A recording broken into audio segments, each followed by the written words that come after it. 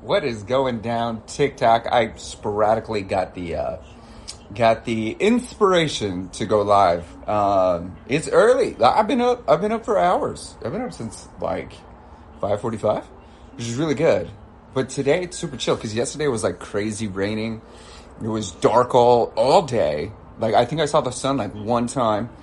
I've been productive since I got up. So I already meditated. I did all my stuff. Had a banana for breakfast. Not too hungry, but I've already been working on the website and putting out some creativity, getting my mind on lock, making magic. Y'all are catching me before I even finish this thing. I try and sip on this like super duper slow blue raspberry. A lot of flavor. I'm not really trying to go like overboard with either caffeine or sugar and things like that. So this is like low on all of that. But it's super good. And obviously I'm drinking my mango juice and my water and all the good stuff and all the fun stuff. 11 months today. No small thanks to you, brother. Dude, that is absolutely phenomenal, man. I am so beyond proud of you, dude. Beyond soberly proud. That's absolutely amazing, Nate Dogg. Dude, I know what it takes to not just like say no to things, but to actively practice saying yes to so much, man. 6 days sober, I feel so much better. My anxiety is getting better. Dude, Leroy, that's bananas. That's 2 bananas. Dude, your anxiety, bro, it has been there the whole time. And what we don't realize is that as alcohol is kind of suppressing our awareness to our nervousness. Loving the program. I'm so excited. I'm recording this second program. So if you're in the program now, you automatically have access to the next level program called Unlabeled. Actually just created the logo for Unlabeled yesterday. Super duper stoked. It is redefine your recovery, live without limitations. So defining your recovery without labels. So what that means is, and this relates back to sobriety in general, is when we call ourselves sober, we're within the realm of what that actually implies and what it entails. Sober means you're really good at drinking alcohol, but you're not.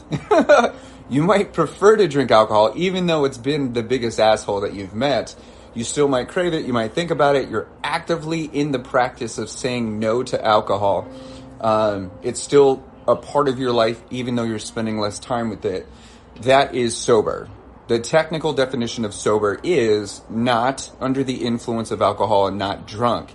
So technically most people on the planet are sober, but most people on the planet aren't in an active state of sobriety, which is why going 11 months, going 6 days is equally ranking in achievement. So what that means is 4 days sober, 6 days sober is the same exact amount of sober as 6 years sober. So we don't want to go like, I'm more sober because I'm 11 months. You may be more recovered. That's amazing. You're further into your recovery. That's incredible. And it only feels good when you're making those days count. So you got 11 months of recovery under your belt, but you are no more sober than any other person that's 100% sober. So that's why we want to look at our achievements in exactly where we are and go like, hell yeah, I'm kicking ass. Hey, do cravings ever go away? Yeah, 100%. So here's the trick, man. Like this is for anybody that is on their sobriety journey, and discovering what works for them. We've got to really, really, really recognize this. 90 days yesterday. Holy shit, Ninja Boy. That's amazing. Firing and wiring. Every time we think a thought, we are firing a neurological connection. We are making 2 points connect. Every time we think that thought. So if we're thinking about alcohol, we're hardwiring it. Think of it like welding. So you're like welding a cable together.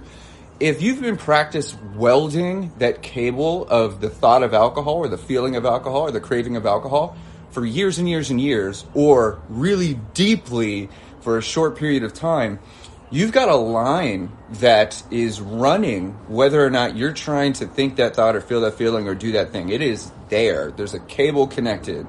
That's called an entanglement. So every time we think about alcohol and then we interrupt that firing, that neuron, that firing of that concept and rewire it to something else. So at the end of that line, you're thinking about alcohol, and at the end of that line is alcohol, right? What you choose to do is what sobriety is. But if you fire that code and then you intercept it, and the end point is water, the end point is ice, then what happens is you're using that same neurological pathway, but then shifting it. So eventually what happens is it starts to think alcohol, but then end up with ice. It ends up with water. And then what happens is that code becomes stronger. And so technically you have two codes running at the same time. You've got the one that's been there for so long that you've been struggling to disconnect from. And then you've got the new line that's kind of like they're working together. But this one goes to water now. So they're best friends. So we want to utilize that firing of that pathway that is alcohol, that is peace, the illusion, intoxication, escapism, all of that, and then give it a new destination. And what happens is the old code starts to have less traction. So you actually create a stronger neurological pathway to what feels like a craving, but is actually just hydration. So you're sitting here thinking about alcohol when really you want water. Your body and your mind has just associated hydration with liquor. Your mind and your body has associated peace with alcohol. Because remember this, anytime we think about alcohol, we don't want the alcohol. Those of us that are struggling with alcohol, I really want you to think about this. You don't want the alcohol. You know it's bad for you. You know it's hurting you. Hey, what's up, Sam? You know it's not doing anything good for you, but you think about it, and it feels like you're craving it, even though that's not true. It's not true, because what you're thinking about is what alcohol provides you. What does alcohol provide us? Like, really think about this. I have so much anxiety. Yeah, we'll talk about that. I'm an anxiety hacker. That's what this tattoo is. So what is it that alcohol provides us? What is it that anything provides us? It provides us a feeling. Need your help so bad? Link in bio, dude. Link in bio. Link in bio, link in bio, link in bio, link in bio, link in bio, link in bio, link in bio, link in bio. I need to tattoo that shit.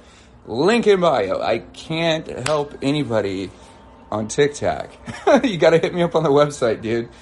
All access to everything I've ever created is with the link in my bio. You don't need me. You just need what I've created. If you really need me, then you could apply to connect with me and all that stuff. And that's also on the website. So everything you're looking for, thoughts, feelings, actions, resources, support, community is on the link in my bio. And from there, you can decide whether or not you really need my individualized support. 99.9% of people don't need it, but 100% of people could use it. So we look at this and go like, what is it? Club Rain! What is it that alcohol provides us? It provides us a feeling. Why do we go for a drive in our car? Why do we eat the breakfast that we eat? Why do we go to sleep at the times that we do? It's because we are seeking and obtaining and working on a feeling. I want to feel something. I want to feel good today. I want to feel motivated today. I want to feel expressive today. I want to feel productive. I want to feel expansive. I want to feel curious. I want to feel, entertained. That's why we do every single thing in our life. Why am I sitting in this specific position on this couch? Because it helps me feel comfortable. It helps me I got a blanket. I got the window open or the doors open. Every single thing I'm saying, thinking, feeling, and doing is because I am working on a specific feeling. I enjoy feeling like this, so I do more of it.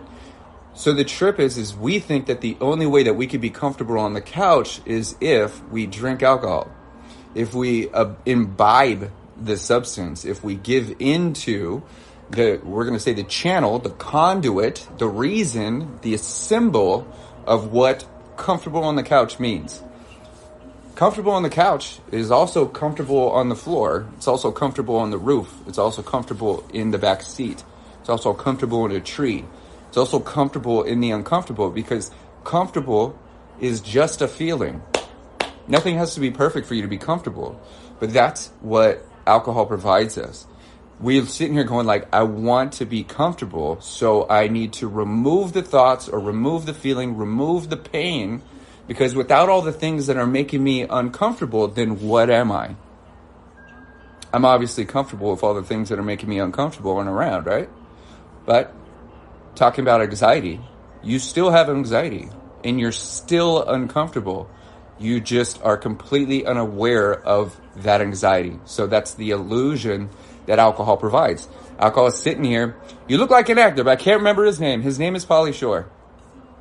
You're comfortable on my FYP. I love being on your FYP, dude. You gotta remember this. Every single video you've ever watched has told the algorithm that what I say, what I think, what I feel, what I do, what I create is designed for someone just like you.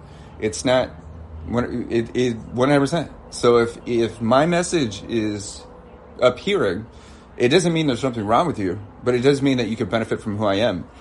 Bring you back to me. Why is alcohol legal?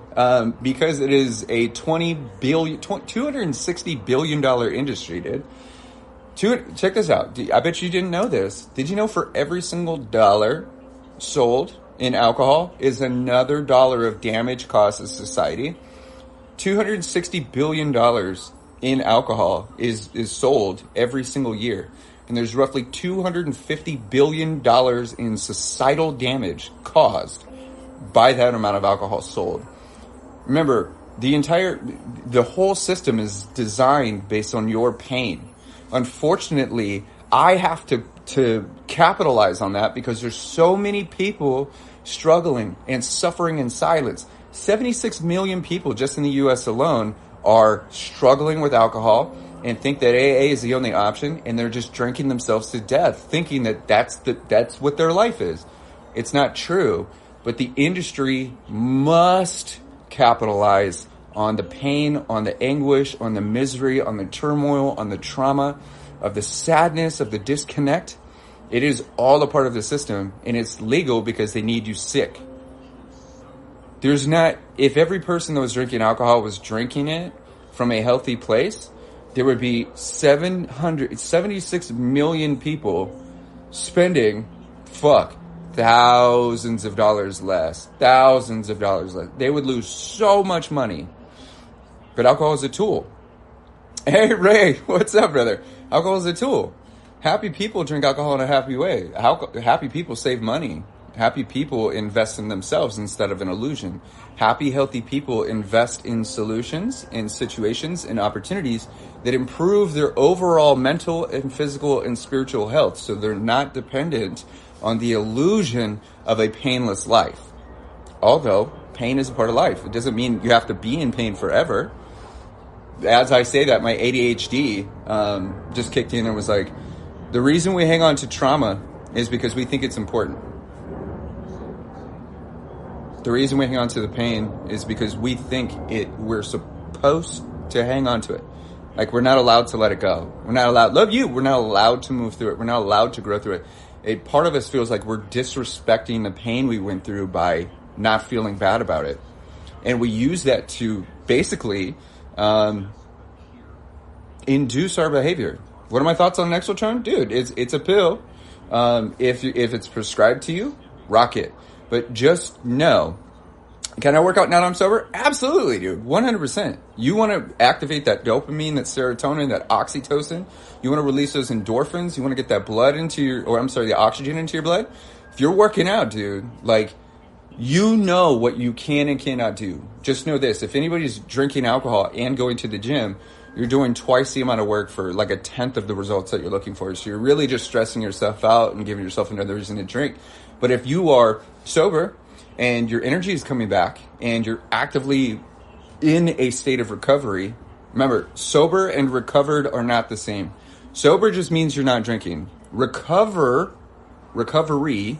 is the act of healing. You're putting your energy into thinking and doing and feeling things that actually improve your quality of life so you don't feel miserable. You can wait your entire life. You could wait 80 years and do 0 amounts of recovery. Remember, not drinking isn't improving your quality of life. It's just not making it worse anymore. So the amount of time that you're sober means nothing. Because if you're doing nothing with that time within sobriety, then you're the exact same person doing the exact same things, feeling the exact same feelings, thinking the exact same thoughts. Which means all you're doing is racking up anxiety for a potential lapse in your sobriety, what most people call a relapse. So recovery is what you're doing actively since your last drink. Because until you're recovered, as in you don't want alcohol anymore, it's not a problem, you don't have an addiction, it's not a thing, then you are technically in between drinks until you've rewritten the physiological and neurological condition that helped you identify as an alcoholic or a problem drinker. If you're not those things anymore, then you're not even sober. You don't want alcohol. It's not a part of your life. Beezy Fierce in the building. 90 days sober. Uncle just killed himself. Any advice, please? I need someone right now. Two things. The same reason we drink is the same reason we take ourselves out. It's the best solution that we could come up with at the time. Anybody that drinks and anyone that is considering taking themselves out is just seeking peace. That's it. All we want is peace. I want peace. I'm here sharing my peace. I'm creating peace. I'm generating peace. What I will tell you is punishing yourself emotionally is 100% disrespecting the grieving process. Your uncle didn't take himself out. I'm telling you this. I've been dead before. I know exactly what he felt. You are closer to him now than you've ever been. And this is because you could only perceive what life is as a human. I died, liver failure, dude. ICU. I know what it's like to not be human and be everything. Be pure energy. Be pure consciousness and awareness. What I'm telling you is, the last thought, he was not allowed to have that thought, follow through with it, move through with that stuff, and he was not allowed to transition to the other side, becoming more than human or less than everything, or become everything, until he reached a state of bliss, acceptance, and allowance. He reached a state that I actively attempt to help people reach within themselves every single day without alcohol. So what I'm saying with this is his last thought wasn't you. He wasn't worried about you. He wasn't worried about bills. He wasn't worried about the history of the world. He wasn't worried about the future. He wasn't worried about anything. Every single thing that made him human is gone. He's no longer human anymore. He is pure consciousness and energy. He's technically more a part of you now than ever before. And you cannot transition. Literally, you cannot die unless, and it doesn't matter if you take yourself out or whatever, unless you've reached this specific state. And he reached that. So, to disrespect the peace that he reached by creating an unlimited hell in your own life is the greatest act of disconnect from your love you could ever possibly imagine. The last thing that he would want is for you to attempt to reach a pain that he's not in. His pinnacle, I love that. He's not in pain. There's no reason to punish yourself. And in the grieving process, all grieving is, all mourning is, and when I say that, it sounds like I'm diminishing it. What grieving is our unexpressed love. That's all that is. We're in pain because we have so much love to share. So many things we wish we could have said. Things we didn't know that we actually felt until it wasn't an option anymore. All grief is simply unexpressed love and admiration for that person. Because if that person didn't matter to you, you simply wouldn't say anything about it. It wouldn't mess with you. It wouldn't contribute to you. It wouldn't shift your perspective. It wouldn't make you question yourself or the life or everything. Everything you do is from a state of love. Unfortunately, we are conditioned to focus on the amount of hate and discontent in ourselves. We're not conditioned. We're told to be happy. We're not shown what happiness is. We're told to figure it out. We're not provided the tools to actually create the solution.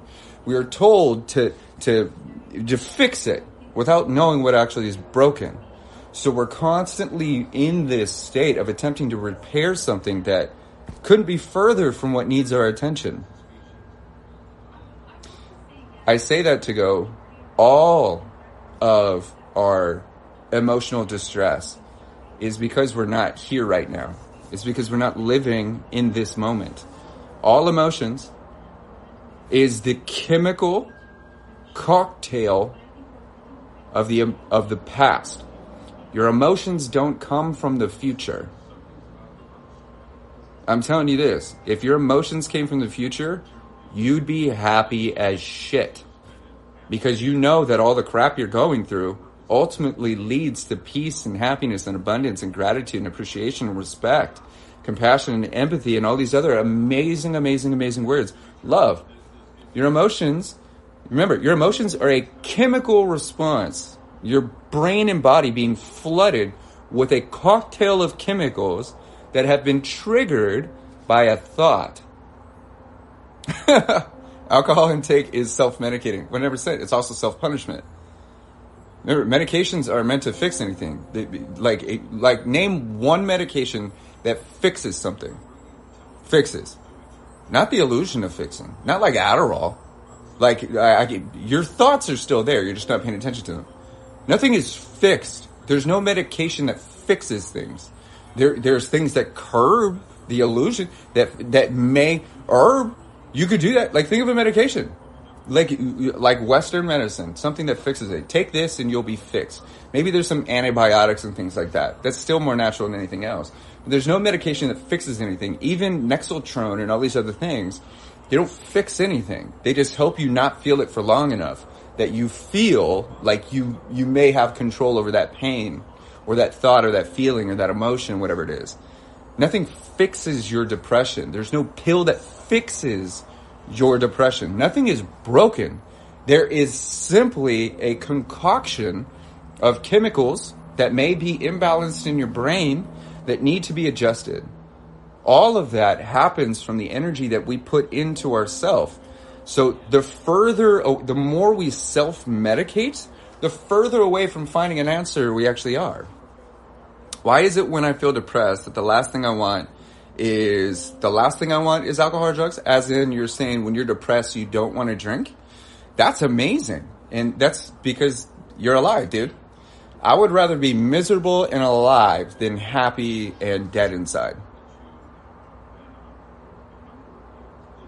Gratitude.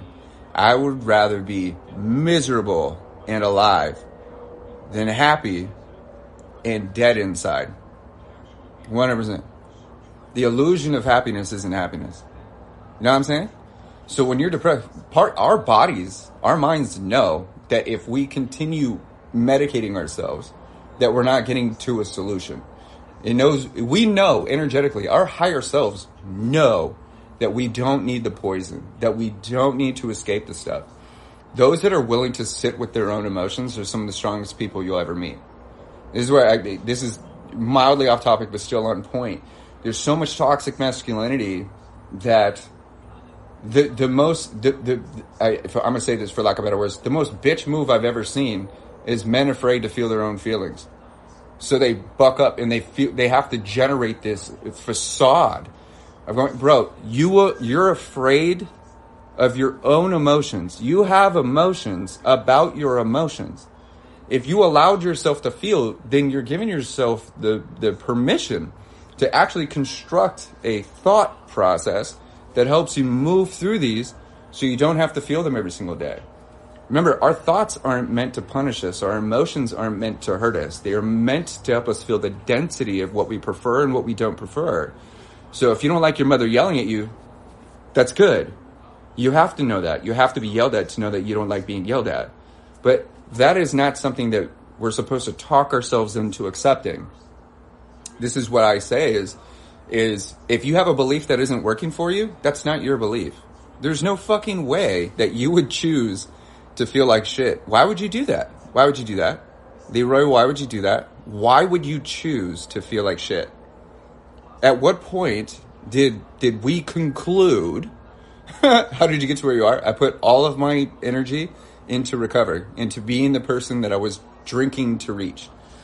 Last 6 years, every single day, I wake up, I take care of my shit, I make magic happen, I eat good food, I drink water, I go to sleep on time, I rest when I'm tired, I make myself breakfast, lunch, and dinner. I don't eat processed foods. I don't go to all these different restaurants. I don't hang around shitty people. I don't give a fuck about the news. I don't care about what's going on with most people in most situations. I meditate every day, high protein, low sodium. I'm in the gym every day. My whole life, which is not abnormal. This is how life is meant to be. Like what you see is basic life stuff. Like there is nothing that I'm doing that is astronomical or next level or the rock status. Nothing I am doing is anything outside the basics of life. This is it. And life gets difficult when the basic shit gets hard. But why does it get hard? It's because we don't practice capitalizing and perfecting, quote unquote, what life actually is for us. When your body feels good, whatever you got to do to help your body feel good, you're doing it right. Okay? When you're thinking healthy thoughts and feeling healthy feelings, you're doing it right. When you're doing things that move you forward in life and not help you feel stuck, you're doing it right. It's what foods are you eating? This is basic stuff. What foods are you eating? Are you making breakfast? Are you getting those? Are you eggs? Like, what are you doing? Oats? Cereal? You use a whole bunch of sugar? Just pancakes every day? Like, what are you eating? What you eat is your fuel. What are you fueling your body with? Are you fueling it with poison? Are you fueling it with shit? Then you're going to feel like the poison that you've been shitting. Like, that's the thing. Your machine must utilize a fuel source that's sustainable and is designed to be utilized naturally. It doesn't mean you have to become some crazy hippie. Just stop eating 6 burgers a day. One less burger is going to help your machine operate better. How much water are you drinking, dude? Definitely not enough. Are you still thirsty? You probably still need water. Are you drinking all these sodas, man? Are you drinking juice first thing in the morning? Like, what are you? Your whole body needs to be lubricated. We think that we could have a beer because it's liquid, it's hydrating. It's not. Alcohol is dehydrating. It doesn't matter if it's beer, if it's wine, it's whatever. It's sucking all the moisture out of your mouth. Someone just told me, it's like, I drink and my mouth gets dry. It's because alcohol is sucking all of the moisture out of your body. Your pH levels are bananas, bro. Bananas are more hydrated than you, dude. Eat one. Right? Are you resting at all? When was the last time you gave yourself permission to take a nap? When you were a kid, all you wanted to do was nap, man. That was your favorite fucking thing. Because that's where you were growing. You don't stop growing because you are getting older, man. Your body still needs to heal. Dude, just your thoughts alone take up 10% of your physical energy. That's why you're stressed out when you're doing nothing. It's because you're still thinking. If you're not resting, dude, and giving your body permission to fucking sit down and take a breather, then you're still generating and allowing stress into your system. Remember, what your body feels is expressed as a thought and an emotion. Even if you are unaware of what your body is saying, feel some kind of way. That's your body trying to get your attention. Your body will always override your mind. If I sit in this exact position long enough, I will not go to the gym because my body is comfortable. It has everything it needs. It has the potassium, right? It's got the supplements. It's got Thrive Nutrition. It's got water. It's hydrated. Had great sleep. Had a couple cool dreams, right? I've been up. I've been productive. I've done these things. None of this has to be done. I want to do it. That's the shift. Is when life feels like work, that's when we're out of balance. What I do is not difficult. I'm not special. I just practice taking care of myself. And then what happens is life feels easy. Nothing gets easier. You get better. 13 days sober today. Dude, I'm so proud of you, man. What do you think of other recovering addict influencers on TikTok? That's a great question. And I have a lot to say about that, but I won't go too far. Scott Freda, we're connected. We're friends on TikTok. He's actually inspired me to put out some really interesting superpower. Glass Panther, what's up? 30 days alcohol free. I love this. He's put out some amazing content, and he helped me kind of like step into what it looks like. So looking at the stuff that he was doing, or that he continues to do, he's got like 1,000,001 on TikTok. And I was like, damn, dude, he's really showing people what the shakes look like, man. Like, I used to wake up in the morning and could not drink water. And so I realized that I wasn't doing a lot of that stuff, and I wasn't helping, like, paint this story for people. I need help stop drinking. Link in bio. Everything I know is right there. And so I love that he's bringing the emotional and physical connection to help people like really, really facilitate a strong connection to taking care of themselves. He's inspired me a ton, and I'm so thankful to see him in my comments and him supporting me. I just reached 400,000 here on TikTok. I've released coming up on 3,800 videos here on TikTok. And so I'm so happy to have his support, and he congratulated me on all these things. Is that 600 in some days? That's amazing. First birthday, 322. That's badass. Then there's a new creator. This dude is in his recovery journey, and it feels like he's on a spiritual journey, which is beautiful. But there's a lot of anger, and there's a lot of ego. There's a lot of forceful messaging, and remember, it's like the reason we're all here right now is because we make sense together. Like, that's what this is. We're not here because nobody's forcing us to be with each other. We choose this. It's because we resonate with each other. I see you and me, and you see you and me. I see me and you, and you see you and me. So my energy is for a specific type of amazing human. You, like, my energy is for you. And if my energy is for you, that means yours is for me as well. That means we're more similar than we are different. So watching other creators, I step in and go like, I see what you're doing, how you're doing it, and there is a group of people that resonate with your message. Even though I personally think it's aggressive, disconnected, ego-driven, and angry, there's a lot of people that are in that state, and that's why they continue showing up and they support you. That's the opposite of me. I am peaceful. Love, dude. I fucking love you. Like, I have so much joy and so much compassion and understanding and wisdom and experience that I can't judge. I can't be angry. I choose none of those things. And so sometimes watching these coaches are a little triggering because they remind me of kind of who I was when, like, if I just get out of recovery and started my recovery process on TikTok, I would be where that person is. Then there's other coaches that are very kind of like bland, and they bring no real energy to the table. And they speak to you kind of like, you should know this, but you don't. And this is why you're here. And the unfortunate part about that is it's very disconnecting. It's not personal at all. It's a turnoff, for lack of better words. Although what you're sharing is true, does it resonate with me? But they have tons of people that it does resonate with. Everybody's different, but we're also incredibly similar. And then there's the other side. Then there's the feminine side of TikTok and sobriety coaches and options, where people are very, very open, very emotional, not like over emotional, but they bring a lot of compassion and kindness and openness. People that are really opening their hearts and sharing themselves and helping people connect. One of the things that I tend to notice, rapper in recovery, is that there's a lot of people recovering in public on TikTok, and it's absolutely beautiful. I love this. And to master what you know is to teach. The third layer. Kohdi or Kohdi Rain? That's my name. Kohdi Rain. Dean Martin's mom. KOHDI RAYNE. What's it called? There's a lot of people like to master something. I'm a master coach, which means I've spent over 10,000 hours in practice of doing something. Doctor, what's up, dude? In practice, not just studying, not just going to school. Practice. Like, imagine giving 10,000 hours of your attention to doing one thing. That makes you a master at that specific concept, that specific practice.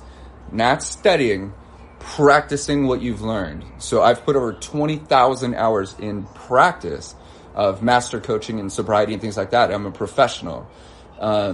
So to get to that point, you have to speak and share what you know, which is why I could speak as fluently as I do, generate a message that speaks to your heart and help it resonate. Even though the concept is very complex, I see things in such a unique way that I help people get results that they would really possibly never get anywhere else. And that's why I do what I do. I continue to show up. So I understand that there's a lot of people recovering in public, a lot of people who are actively coaching and generating resources and opportunities for other people, but they too are still struggling with alcohol. And there's more people in that position than there are that are fully recovered, which is unfortunate. And a lot of it comes down to even the coaches still calling themselves an alcoholic, even coaches calling themselves sober, even coaches identifying as if they have a problem or a disease or shit like that. And it's disheartening because the coaches that I choose to keep on my team understand the difference between sober and recovered. They understand the impactful circumstances that language brings. Your brain is an idiot. It's a literal lump of jello. What you say to it is true. There's no your brain, your mind is not your brain. Your brain just accepts information. So I want you to think about this. Replace the thought of alcohol with water. So I'll stretch out on that. It's not replacing the thought of alcohol with water. It is redirecting the endpoint. So you could think about alcohol. You remember, just because you're thinking about alcohol doesn't mean you want it. Just because you think, like, a thought about alcohol isn't craving alcohol. We have to disconnect this. I just reached down to grab this drink. Do I want this? I'm not specifically craving this. I'm craving a flavor. I'm craving hydration. I'm craving this. It doesn't matter what this is. This is what's closest to me. I'm not craving this. I'm craving the feeling of this going down my stupid gullet. Craving the flavor. Craving the experience. It doesn't matter what that is. There could be mango juice, there could be water, there could be ice, it doesn't matter. So just because I'm thinking about that doesn't mean I want that specifically. So that's the interesting part, is we go, I'm craving something, and then we automatically just say alcohol, and then we let that just fester and go like, there's a problem, I can't stop thinking about alcohol. Chances are you're probably not thinking about alcohol. You're thinking about hydration. You're thinking about peace. You're thinking about escape. And more importantly, you didn't choose to think that fucking thought. Literally. At what point did you sit here and go, you know what I want to think about? Alcohol. That sounds fun. You know that thing I'm trying to stay away from? I want it. I want to think about it. I want to give all my attention to it. You're not choosing to think about alcohol. When you recognize that you're not craving, you just have something called habitual thoughts. Thoughts that arise because it's full of thoughts of alcohol. Dude, you have like between 40 and 70,000 thoughts a day. 90% of the 40 to 70,000 thoughts are the exact same ones as yesterday. Did you choose to think 70,000 fucking thoughts on purpose? When was the last time you're like, if I could choose, thank you, Chris Bean, if I could choose 70,000 thoughts, I want 90% of them to be the same ones as yesterday, and I want 40% of those to be making me feel like shit. Think about this. When was the last time you intentionally thought a thought? When did you think a thought? When was the last thought that you thought? Think about this. If you're not thinking on purpose, then you're thinking accidentally. You gotta think about this. Your brain has to pull something to the surface, dude. If what's in that bucket called your subconscious is packed with thoughts of alcohol or packed with fucking memories, packed with all things you're not changing, then the chances of you having a thought about something you didn't choose to think is 100%. So with that said, you're not craving alcohol just because you're thinking about that. We talk about this in Module 2 and 3 of the Beyond Sober program, dude, of the masterclass. You get to master your thoughts, master your habits, your habitual thinking. This is where triggers and all that stuff come in. So the thing is that you could think about alcohol. Every time you do that, we need to reward that thought with water, something else. Write the code. Let the code sit there. Rewrite the endpoint. Because what happens is eventually you're going to think about alcohol and then reach for, what the fuck? Oh my God. Then you reached for your water. And then you realize you're not thinking about alcohol. You're actually just thinking about water. You start to go like, oh shit, I'm not even thinking about alcohol. I just continue to think about water. That's the rewriting of the code. That's the practice. Every time you do something new, you are firing a neurological code and wiring it to a new outcome. That's called growing. That's what learning is. You are literally growing simply by doing what's abnormal to your familiar behavior. Even sitting, like I talk about this all the time.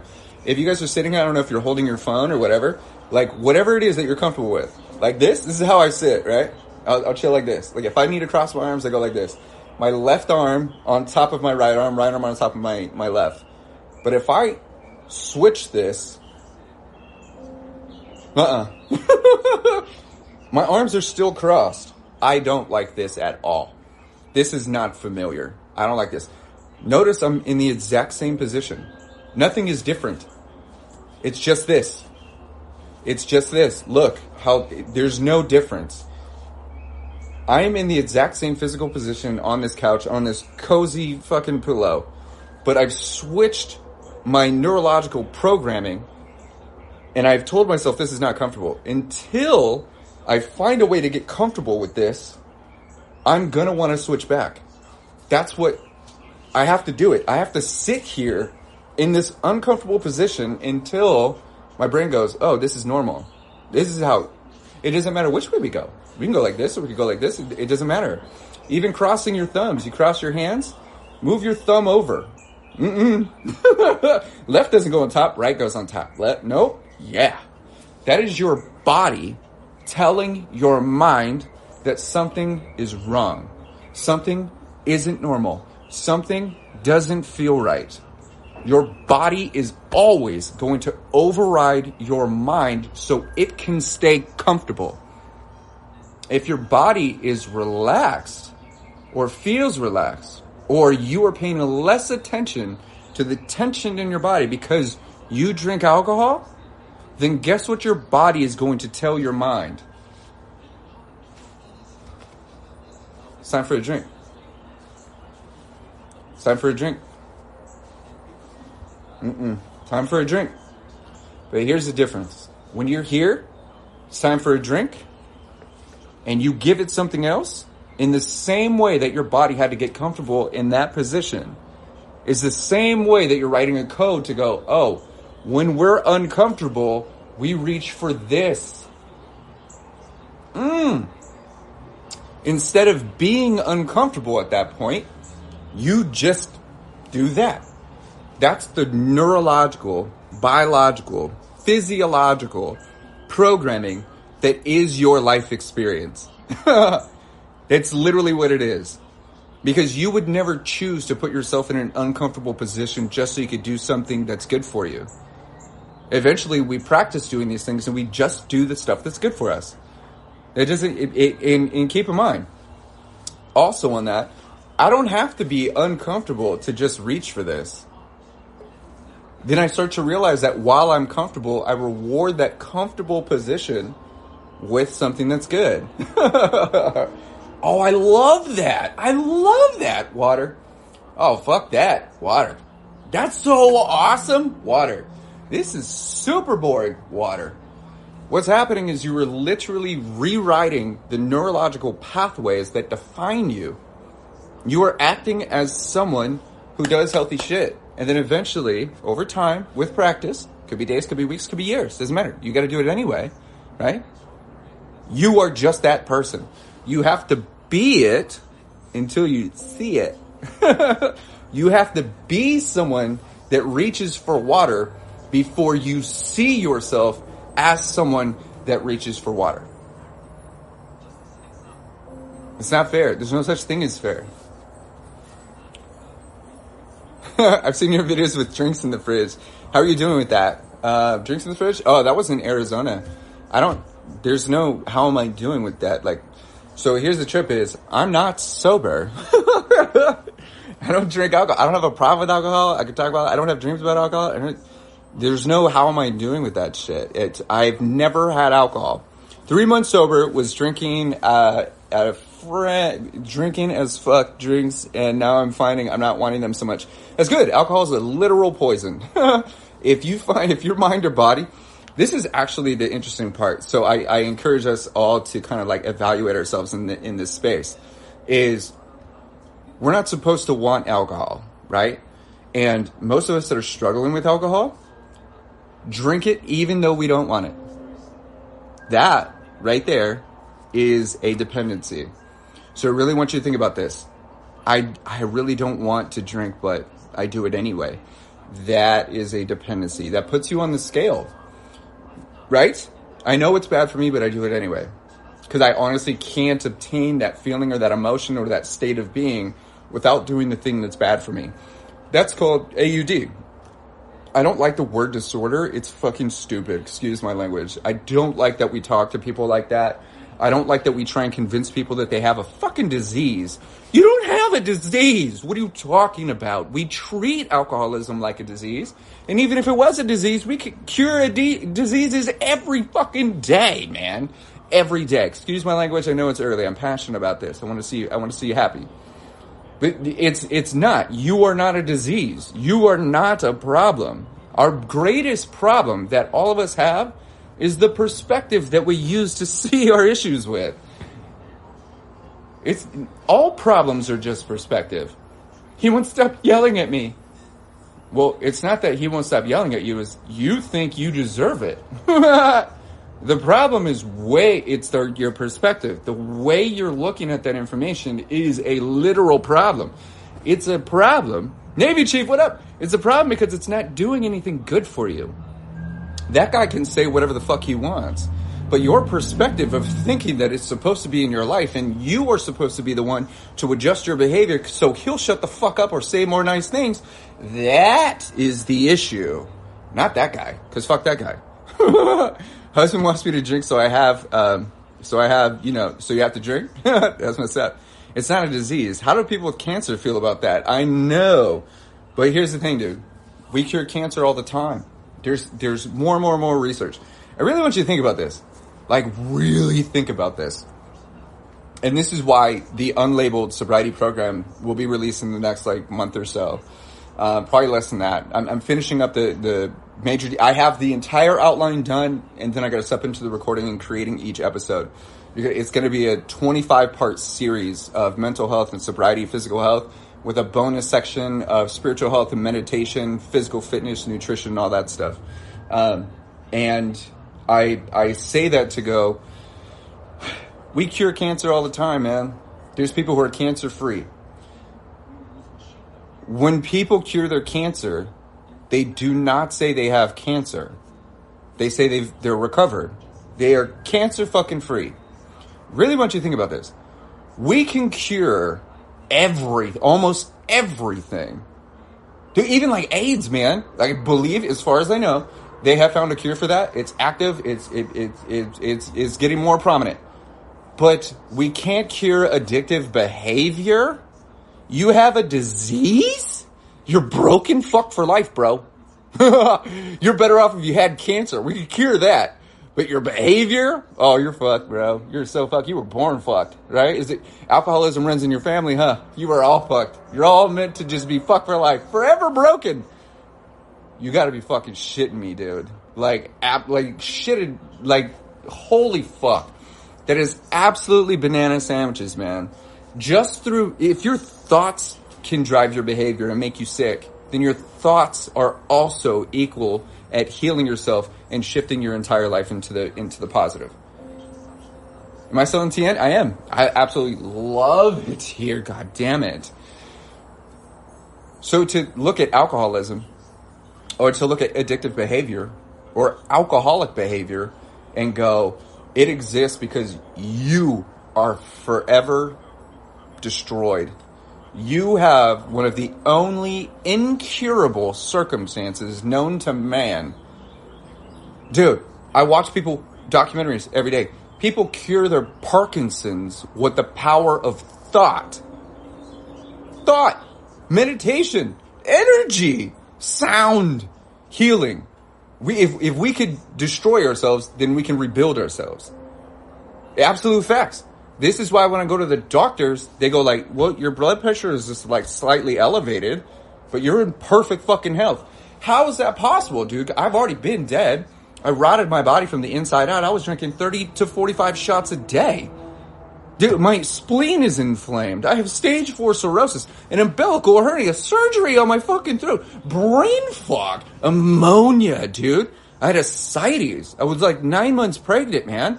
That's scarring, permanent. Yet there's no physical signs of any damage, neurological, physiological, biological, nothing noticeable. Nothing is elevated in my life. You are telling me that it is literally pointless for me to be in the doctor's office right now.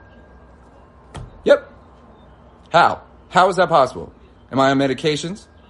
Is it the supplements that I'm taking? Is it the eggs I have for breakfast? It's got to be the water, right? It's the fucking power of thought. I'm dead serious with this shit, man. If you could think yourself into sickness, then you can think yourself into wellness. Your thoughts dramatically shift your energetic state. High vibrational, positive energy is healing energy, period.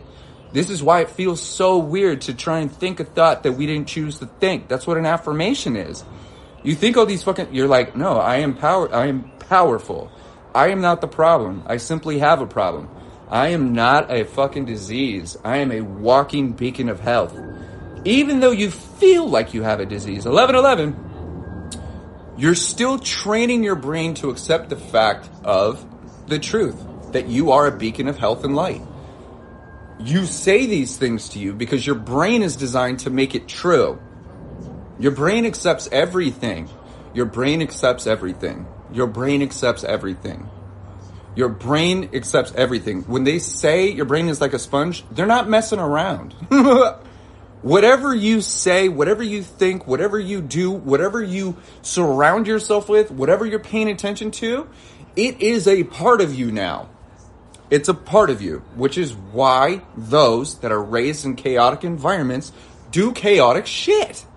Those that are surrounded and influenced by negative behavior end up doing negative behavior. I did not go to jail, I did not die, and I did not jump on drugs because I was in a healthy environment.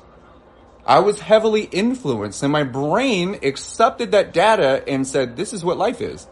And so every time I saw a movie of someone struggling like me, I went, yep, that's life. I relate 100%, dude. Everything sucks. I hate everyone. I hate myself. And I drink. You drink. You, my favorite actor, you're partying your fucking ass off. You're addicted to drugs. You're a fucking alcoholic. Johnny Depp, oh my God. Bro, we are the same. Life is a perspective. Life is an angle. Life is a reality that you choose to create for yourself. So when we say that your brain is sponging, then that puts the responsibility on you to feed it what it's going to sponge. This is why you hang out with me long enough, your whole life will dramatically increase.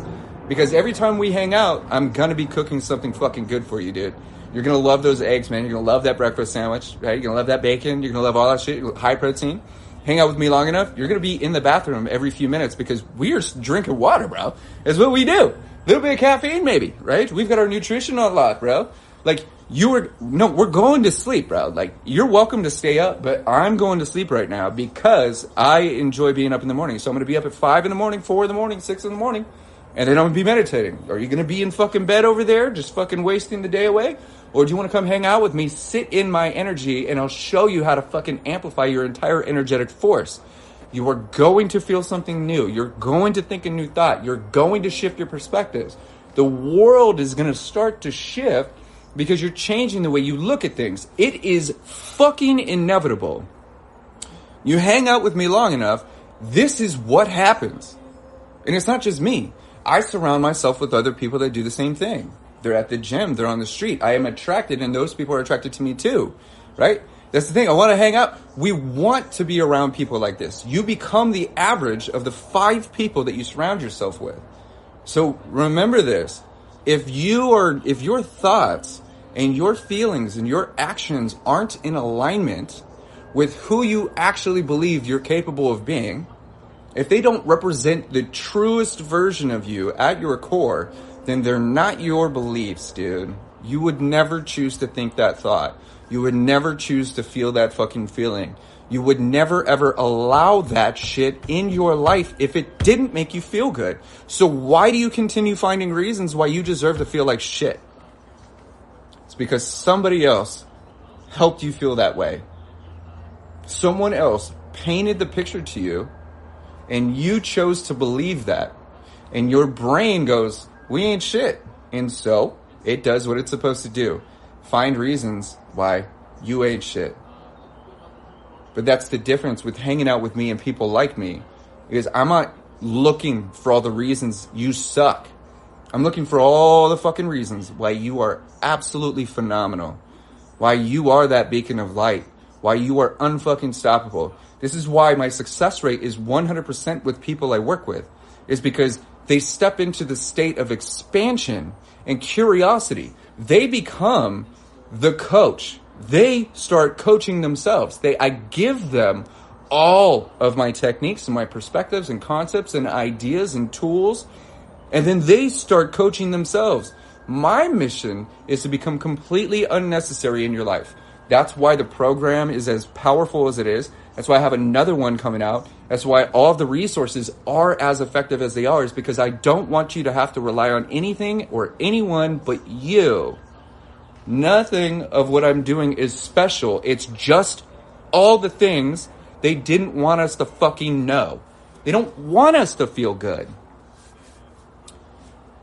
If we feel good, we take care of ourselves. The whole fucking system crashes. Everything crashes. It's prophetic. I love that. Thank you. The whole system goes down when we feel good. We're spending less money on medication. We're not in the hospital as often. We're not going to deal with a fucking job anymore. We're going to go build our own businesses. We're going to start trading. We're going to go experience life. When we feel good, we have permission to do things that bring us joy. And the things that bring us the most joy don't need money. They don't need negative energy. They don't need negative influences. They have no dependencies whatsoever. The entire system crashes if we're happy. Because there's no solutions. There's no solutions being sought. Because you have everything. If you have absolutely everything that you need in every moment, and you do, then you spend less money. You do less stupid shit. You get involved with less stupid people. Like you just love existing. And then every decision you make is based on, is this going to contribute to my energetic state of happiness and peace? And the chances of you saying yes, even though it feels uncomfortable, are much, much higher. Which means your probability of living life to its fullest, not just acting happy, skyrockets, man. Happiness looks weird to unhealthy people, dude. That's why we have so many fucking haters that are talking shit. Who cares if I'm walking down the street wearing a tutu, dude, spinning a fucking hula hoop? Like, who cares? Unhealthy people do. Unhealthy people that think that you're not supposed to be happy, that have no real concept of what health and happiness actually is. We used to look at people and go like, oh, you're healthy? You eat Honey Nut Cheerios in the morning? You're a nerd. Pussy. All that shit. And that just becomes our perspective. That becomes our reality. And then we just start making fun of other people that eat Cheerios for breakfast. Oh, he cares about his health. Nerd. Look at that guy. He actually cares. What a bitch. Motherfucker. Why do I care more about more people than they care about anything? I care so deeply that joy is an ultimate rebellion. Healthy is the greatest act of rebellion. You want to crumble the system? You want to fucking stick it to all them bullies, all those people, all those naysayers, all the fucking negative people in your life? Get healthy, man. Like, not just get healthy, but be healthy. Not just be healthy, but feel fucking healthy, dude. You want to seriously piss some people off? Take care of yourself. Be happy with doing absolutely nothing. Because all these other people that struggle have to continue doing something. Otherwise, they realize how miserable they are. If they don't stop hating on you, if they don't stop disrespecting you, if they don't stop imbibing toxicity, they have to sit with the fact that they don't know how to be happy. They don't know how to fucking enjoy themselves. They constantly seek pleasure. They're constantly seeking some type of influence, because if they can't feel negativity, they can't feel anything at all. If they can't feel broken, they literally don't understand what it feels like to be healed. They can't connect with that. So because they can't connect with what happy and healthy and peaceful and abundant and enlightened and wise is, they feel that you're doing something wrong by not feeling like shit. That is their world. That's their whole... everything that they know is based around how horrible they feel. Hurt people, destroy people. Those with nothing to lose don't mind taking everything you have. This is why part of your sobriety journey, your health journey, your recovery journey is creating emotional, physical, spiritual, and energetic boundaries that are the unfuckwittables. These are things that you will defend. I'm a lover, not a fighter, but I will fight for what I love. And I fucking love me, dude. And I love you too. I will fight for your happiness unconditionally. Like there is nothing that will stop me for fighting for your ability to succeed in life.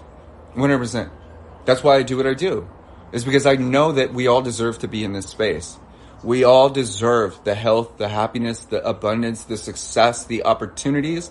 I will fucking fight to death again for real opportunities, for real truths, for real solutions, for you to dramatically improve your quality of life.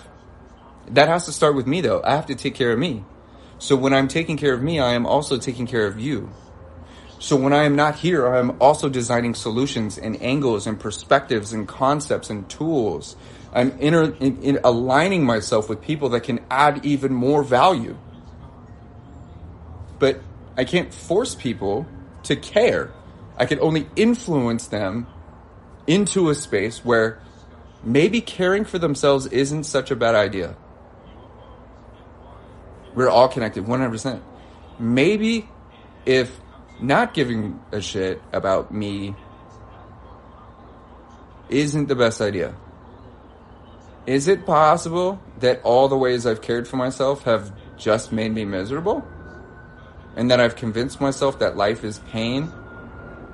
And that I've just accepted that because my brain is simply doing what it's designed to do? That is possible. Okay. New perspective. I've just realized that my whole life is derivative of everything that I've fed my brain. And I keep feeding it shit, so I keep getting shit. Well, if that's even partially true, potentially true, even if it's a lie, but feels right, then that means that if I start feeding my brain good shit, less shit, healthy thoughts, potentially I'm going to get a healthy feeling, and that feeling is going to make me do some other healthy stuff. And if I'm spending all my time doing more healthy stuff that actually makes me feel good, then at the same time of me practicing being a healthy person, I'm being less of a shitty one. What the fuck? I have to be it until I see it? Exactly, bro. This is why I don't care what your fucking problems are. You can still act as a healthy person until you become that person. That's why we drink and do all those things. Is because until we actually give ourselves to reach the energetic state that we're attempting to curate with a poison, we're always going to take the shortest route to the illusion. It is so much easier to just ingest something and go, everything's good now, opposed to putting in the exact same amount of effort and making everything good now. Healthy boundaries, 100%. Don't allow external negativity to become your issues. Negativity, like, there's no like negative and positive per se when it comes down to this stuff. There's just things that are for you and things that are not. I can't, like, I'm not negative, but I'm also not positive. I know that the way that I share myself, the shortest route to the illusion, the quickest route to the illusion, technically you're in a state of peace from the illusion of it, but energetically you are in a state of hell. There's no reason to step into hell and look up at heaven and then use that vision to call it heaven than it is to be in heaven. Like, you're not going to burn over here. Like, it's literally phenomenal. But you look at things and go like, this is a hard yes or a hard no. These are things that are for me or things that are not. It's not like he's a bad person and she's a good person, or this is a positive thought, this is a negative thought. This is also comes down to like coaching and stuff. So whomever asked that question earlier, there's a lot of coaches that want to do something which is called toxic positivity. Toxic positivity is just using words to paint the same illusion. I understand where they're coming from. Just be happy, right? Silver lining, right? All that shit. How about you shut the front door, bro? That's you. I don't think you understand what that means. More importantly, I don't think you understand how it applies. We're not supposed to pretend that things are better than they are. That's toxic positivity. Motherfucker, did you break your leg? You're allowed to be upset. You should be fucking pissed. Like, that hurts. You don't have to look at the fucking silver lining. Are you in pain? Cool. You don't have to look at the silver lining. You don't have to find the fucking truth. You don't have to pretend that it's better. That's lying to yourself. That is manipulating yourself. That is painting a picture that is just as untrue as anything else that you've ever fucking lied about. Toxic positivity is just simply toxic, right? How is toxic positivity different from manifesting positivity? You don't manifest positivity because nothing is anything other than what it is. If you see positivity, that's a decision that you're making. 100%. Like, it's like some people just need a high five to the face with a chair. Certain people will be like, yeah, he needs to learn. He hit him in the face. They choose to look at that and go like, that's what that person needs. That negative connotation, a less pleasant connotation of a high five, seems positive, seems like something that is good for that person because they need to be hit in the fucking face for them to learn a certain thing. That is a decision. Manifesting positivity, everything is what you make it. So you're not manifesting, you're not generating, you're not creating positivity. Positivity is a perspective that you choose to think. There's nothing that is energetically, objectively positive or negative. This right here depends on who you are. Did you manifest this positivity into your world? Manifest, to attract. That's what manifestation is. Manifestation is to make real, to create truth, to manifest things to be what you want them to be. If I offer you this and you don't feel very well and you don't feel like tasting blue raspberry, this isn't positive for you. You're choosing to look at this as something that may upset your stomach. You're choosing to find reasons why it won't work. Even though this is just fucking water, you have manifested negativity into your life because that's what you're searching for. You feel like shit, so you're attracting shit. You're not going to create a positive world from a negative space. You cannot create a solution from within the environment that made it break. You're not going to fix the problem within the environment that forced it to crumble. Manifesting positivity is not necessarily a real thing because the positivity that you see is you. You either choose to see it as positive, as something that's going to add value to your life, or you're going to utilize the word negative as a symbol to say it's not for you. Good or bad is just a matter of perspective. Is this good for you?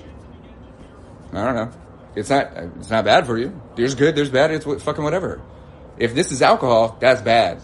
We can all collectively agree that is bad.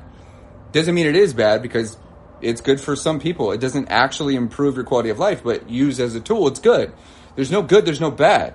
There's no positive, there's no negative. It is exactly what you want it to be. That includes your past, that includes the reflection in the mirror, that includes your thoughts. There's no positive thought, there's no negative thought, dude. Nothing. Like, once again, this is not a fucking toy until I start playing with it. Got a jet. Love you, Ray Dog. Adding value to your life. This is not a toy until I start playing with it. It is just this fucking piece of plastic with this wrapping. It has fur. I turn this thing on, and now it's annoying as shit. It's not even, I don't even want to play with it. It's not a toy. It's too loud for me. I don't like it. Too much energy. Calm down, bro. See what I'm saying? This is not a toy until I start playing with it. It is objectively nothing. It is whatever I want it to be. Until I picked this thing up, it was a fucking paperweight on the couch. It's just, it holds no value to me. It does nothing, adds nothing, takes away nothing. It's just fucking sitting there. So what do I want to use this for? Right now I'm utilizing it as a tool to explain a point. It holds more value right now than it ever has in any other point of my life. Because it's explaining a point that creates a density of truth, right? It's all up to us to decide, is this thing annoying or is it a reminder that we're allowed to play?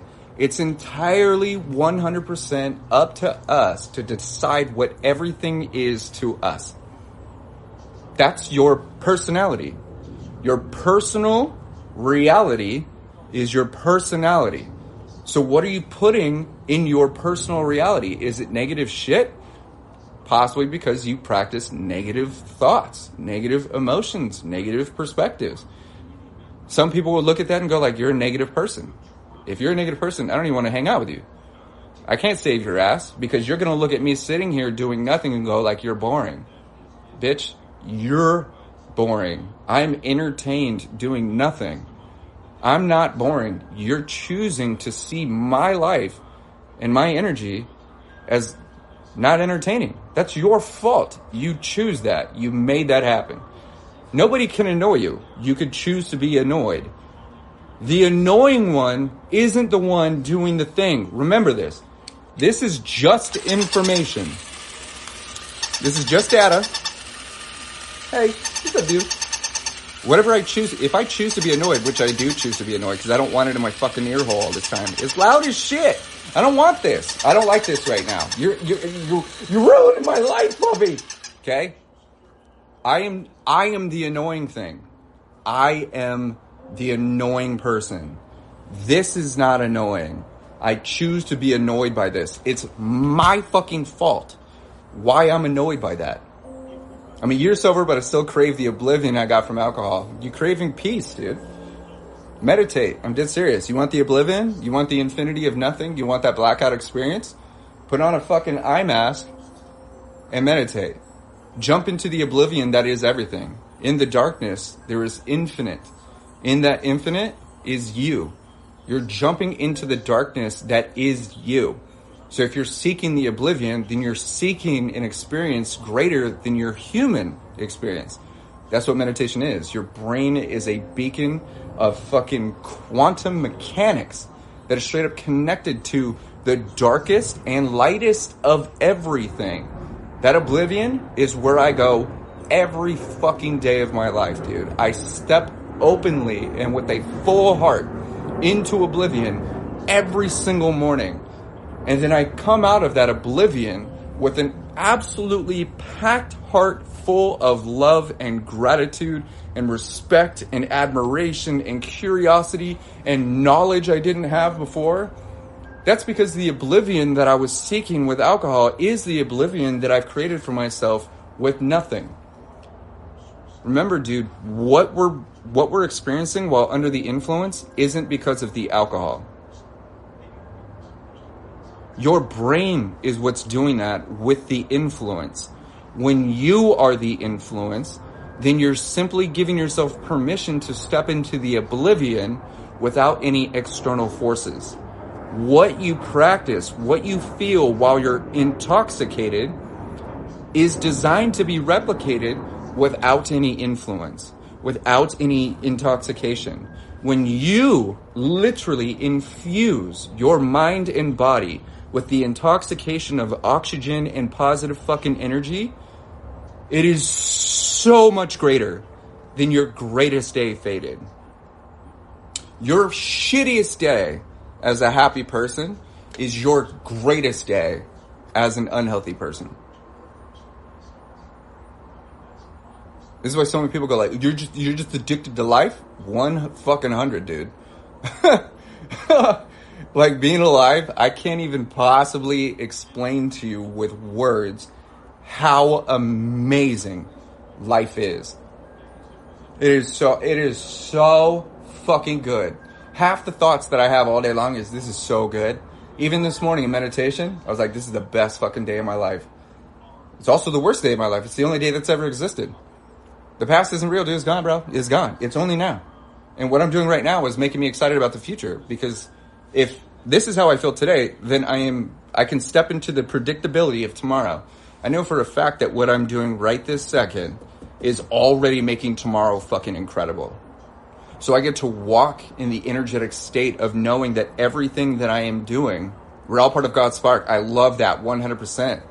It's not that we are part of God's spark. We are the spark of God. You're not a fraction of the spark. You are literally, energetically, molecularly made of the same spark of God. You are not a fraction of it. You're not a fucking piece of it. You are the entirety of it. Good morning, what's up? When you recognize that you are the entirety of God's spark, then you recognize, that's what I meant, and you recognize that you are literally the same energetic force of God as a whole, or God as a universe, or God as a concept. You're literally the same thing. So there's no separation, and that's what death is. That was my experience, is knowing that I am not the spark, but I am spark.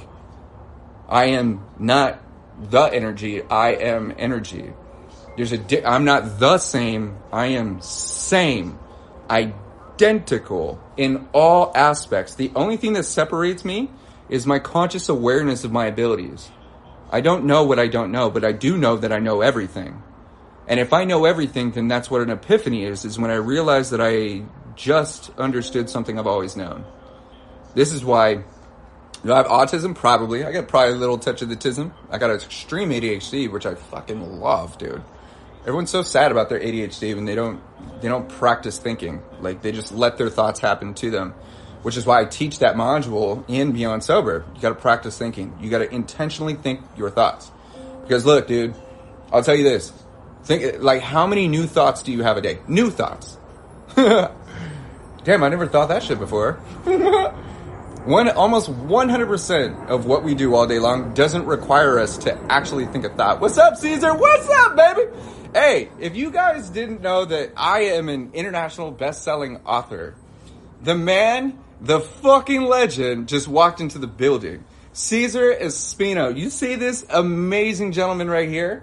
He graced me with the privilege and the opportunity to be in the book. You can overcome anything despite your barriers in life. That's it. It's a fucking dude. People get this all the time. It's because I was able to contribute to that book that I am a best-selling fucking author, and Caesar is the one that facilitated that experience, man. I've been able to go on talk shows. I've been on podcasts talking about that shit. Tons of people read the digital copy. Dude, it's like people are seeking this book out. And now he's on what? Volume 8, brother? He has connected with some of the most powerful and influential entrepreneurs and those that have struggled with toxicity, those that have been through like extreme divorces, those that have been through extreme bankruptcies, that have been able to... Volume 10? Holy shit, bro. I love hearing that, man. We gotta talk, dude. Maybe I'll jump into one of these new ones. Because my story since that first one, dude, is dramatically different. Dude, I have the Beyond Sober TV show now, man. Podcast is blowing up. I'm releasing the official Beyond Sober book here in the next couple months. I've got the unlabeled sobriety program that is currently being finished. That'll be out. Bro, like there's so much magic. And so I wake up every day, you guys, and I give thanks to the opportunities and the circumstances that have been a powerful guiding force in my success, powerful guiding force in my decisions. And Caesar gravitating into my life and seeing me at my strengths and knowing that I actually have a story that is transformative. Him offering me that opportunity has been able to help countless people find peace, find joy, find motivation, and inspire themselves to be who they truly want to be and step further into who they know that they're capable of. And I'm very, very proud to be a part of that book, dude, and to be able to contribute to his mission, his movement, and to him as a whole, man. This next one is going to be great. It's a milestone for the best-selling series. You should join. I'm definitely interested, bro. Dude, hit me up, man. I'm going to be flying out to Denver in April. I got a bunch of stuff, dude. So definitely reach out to me, dude. I'm interested. If it's not this one, probably the next one. But my point is that I'm fucking interested. No shade, talk about your turning point. Was that a higher power or you? My turning point was death, dude. Like, that was divinely guided. So it wasn't a situation where I was like, I reached my low point and then decided to get sober. I literally drank myself into the oblivion that we chase. I drank myself into the other side of the human experience, which is death. I died in ICU from cardiac arrest while surviving liver failure, man. I was tortured for 250 hours. I spent 11 days in the hospital, lost 60 pounds. My story cost $1.5 million in insurance claims to stay alive, with no guarantee that I would live past 1 year. And now I'm 6 years later. So in Palm Springs, I died in San Diego, but I drank myself to high functioning alcoholic when I was in Palm Springs. I was drinking 30 to 45 shots a day. Like, alcohol was my only fuel source. I was over 200 pounds. And then once my liver started failing, I was bright yellow, throwing up blood, ended up in 4 hospitals, surgery in the first hospital. I've got cool scars right here. ICU twice, and then transferred to 3 other hospitals. Was going to go through liver dialysis, but they started bringing me back to life, man. And I was rolled out of the hospital. I couldn't even walk. And then it took me 18 months in recovery, physical recovery, emotional, cognitive. I was on 19 pills a day. They had me on Baclofen. That took me 6 months to get off of. You're glad I didn't die? I did die. I was dead. I was fucking dead. There is a version of my reality where I didn't come back, but thankfully the people who are here in this life get to exist in the same reality where I survived. But there is entire cities, there's entire families, there's entire circumstances that know that I died permanently. There's a version of me where I died permanently. There's a whole world. This is quantum entanglement type shit. This is quantum shifting that I'm talking about, which is, I do talk about that in another program that I have called Bending Waves, which is a spiritual program. Lots of people use it on their sobriety journey because they don't want to go through typical rehab or anything like that, but they do know that as a spiritual being, that if they were to tap further into their higher self or their energetic force, that sobriety wouldn't be a problem. So I don't promote that often, but it's called Bending Waves. If anyone's interested, you can go to bendingwaves.com. Mama of Wolves talks about it. But yeah, dude, so my turning point wasn't like this epiphany that I had. It's called a forced reflection.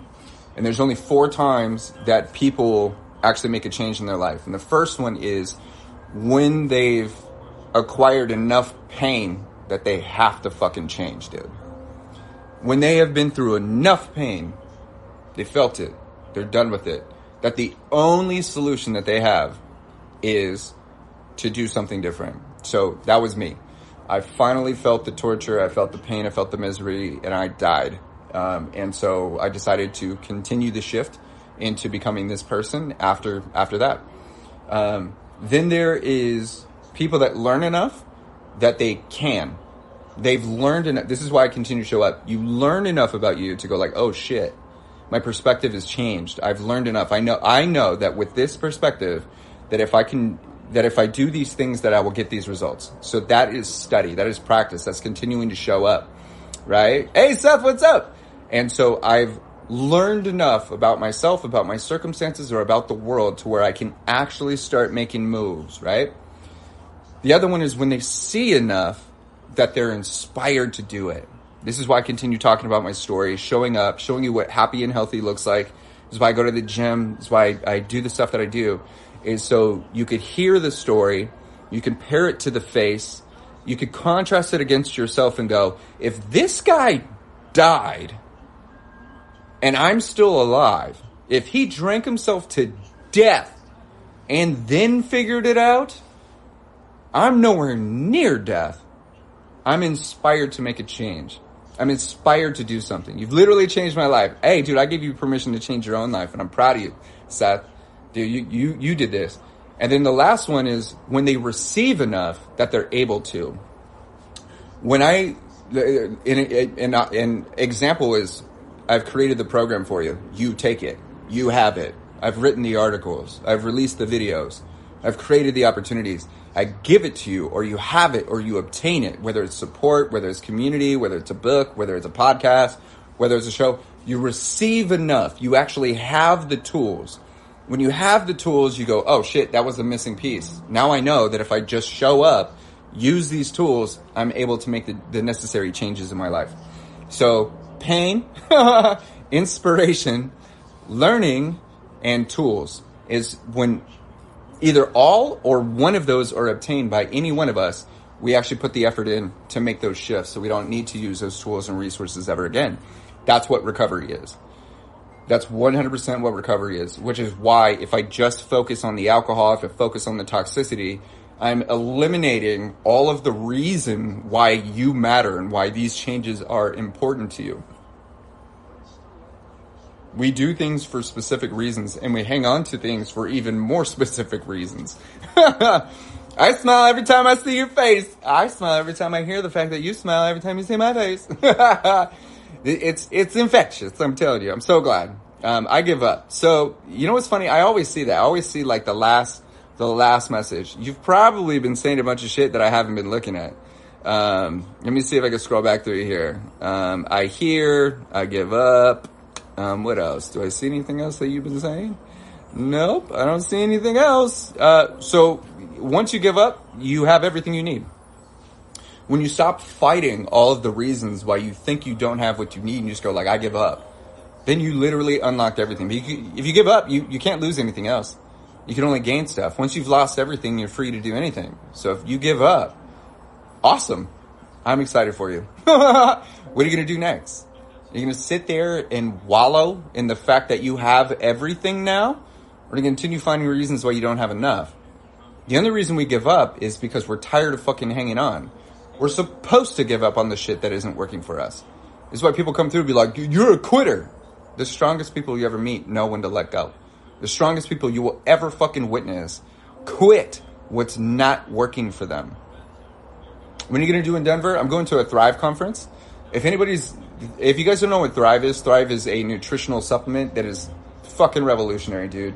The whole reason why I have enough energy, why I get the sleep that I do, why I eat as well as I do, why I'm able to focus as long as I do, why I'm able to deliver myself as well as I can, is because I have all of the nutritional gaps filled.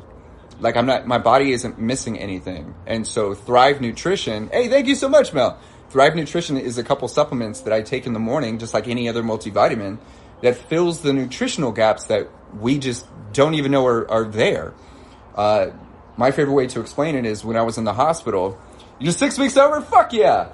Is when I was connected to all the banana bags and the IV drips in the hospital, it was filling all of the nutritional and mineral gaps in my bloodstream, in my body. And it's because I was so malnourished and I didn't have any of those, even basic vitamin C and water, because none of that stuff was in my system. I was dying faster. I was dying harder. They bursted numerous veins and I was bleeding profusely because of dehydration and my body didn't have what it needed. So Thrive Nutrition fills all of those nutritional gaps that were being provided in the hospital. So instead of going to the hospital, waiting until things get super duper bad, and then needing an IV drip and needing to fill or fix all of these things, Thrive Nutrition just has all that. So because my body is no longer struggling to get the basics of nutrition handled, I sleep better, I think better, I'm more accurate, I can focus more, I have more energy, I take less naps, I stopped drinking caffeine. I used to drink 400 milligrams of caffeine a day. I stopped taking pre-workout. This is only 70 milligrams, and instead of drinking this to wake up, I drink it just because of the flavor. This is what is this? Ice, sparkling water with a little bit of caffeine. It's only 70 milligrams. It's like a cup of coffee. But I've been drinking this for like 3 hours. I don't drink it for the caffeine. Like, I literally drink it for the taste. And so Liquid IV helps a lot. Liquid IV is absolutely phenomenal because I'm in the gym almost every day. Liquid IV is great for hydration. Electrolytes is what we really need. But nothing has kept me hydrated and helped me hang on to fluids better than the nutritional supplements. Because once again, when we're dehydrated, we're seeking replenishment. We're seeking very specific things provided by electrolytes and water and all of this stuff. But when your body has a majority of what it's been searching for, then you don't need as much water because your body is staying hydrated longer, hydrated more effectively and more efficiently. So this is why I have Thrive with Kohdi. Those that go to Thrive with Kohdi and decide to invest in their nutritional health, I just give the Beyond Sober program away. So if you are willing to focus on your physical health, then I will help you focus on your mental health as a thank you for taking care of you. So even just now, I just had someone at this exact moment, I'm looking at a notification, someone just jumped onto the sponsorship. And so I give the program away every single day. There are a lot of people who are financially struggling, especially in times like these, that they continue to have to or feel like, hey, Pevs, thank you so much. They feel like they have to continue investing in the Band-Aid, either in more alcohol, more toxicity, more ibuprofen. Their financial circumstances are just not positioned to help them focus on their health. So what I've done is for every person that signs up for the Beyond Sober program, when you buy a lifetime membership, you are also providing a complimentary membership for someone that just showed up. They are ready to take care of themselves and they financially can't afford $19. So when you buy one, you just gave them a lifetime membership. They now have access to the tools. Thank you so much, Bailey. They now have access to me, the tools, the resources, the community, the support, everything that they need. So every time someone buys a membership, you are potentially saving someone else's life. This is why I continue to show up and go like, when I'm taking care of me, I'm also taking care of you. When you are taking care of you, you are also taking care of them. So I've created this system of paying it forward. So you showed up live for me for a reason. I've created this system of paying it forward. So you are inclined to take care of you, at least to unlock something that's going to continue benefiting you in the long run. There's no way that what you obtain is bad for you because it's all designed with positive and the objective intent to help you unlock a level of love within yourself you've never experienced before. If we've all loved ourselves unconditionally and without validation from anything external, we would all love each other in such a way that the entire fucking world would be one fucking beacon. It would literally be a star. It would literally be shining with so much light, man, that it'd be blinding to the universe next door to us. This is the centrifugal force. I call this perpetual reinforcement. Life doesn't get it wrong. You went through this to be an angel to many of us. You're right. Everything is divine. And we're not supposed to understand why. We're supposed to generate our own personal acceptance of our own why. I know why I'm here. And it's not, I don't know why I was saved per se. I don't feel that was something. Here's the thing. Here's the absolute truth. Based on my experience, something outside didn't save me because I am the everything that is outside. Okay? So when I died, yes, I created that circumstance for my soul to escape my machine so I can finally receive what it was that I was searching for the whole time. I was searching for peace. I was searching for truth. I was searching for understanding. I was searching for relief. I was searching for something more. I was seeking something outer worldly as an external, greater than human, with every single sip. And because of that, I was gifted everything that I was looking for, everything I needed, everything I wanted. I became everything. I generated the experience that I was searching for. But I am the answer. And I was also the experience, Seth. I was also what I felt. I felt me. I felt truth. I felt honesty. I felt expansive. I felt everything. I felt infinite, which is the experience that I was seeking with every sip of alcohol, but that was the illusion. So I was actually gifted that. So the same way that I created the experience is the same way I gave myself the answer, which meant I became the answer. I became the force. I recognized how one I am with everything. So I am also the reason I came back. I chose to stay because I had accomplished my mission. Even though it was through the embankments of pain, I accomplished what I came to achieve. I took that knowledge and then have been actively applying that information in a progressive way to be able to help other people experience that without death. That's my purpose. That's my mission. That's my understanding. My purpose isn't outside of me. My purpose isn't in what I do. My purpose isn't in what I think. My purpose is me. I am my purpose. And energetically, I am designed to help others connect to themselves so we all win. We all continue winning. We all feel like we're winning. Your soul energy was infused with knowledge while it wasn't in its body, 100%. I became the knowledge that I was seeking.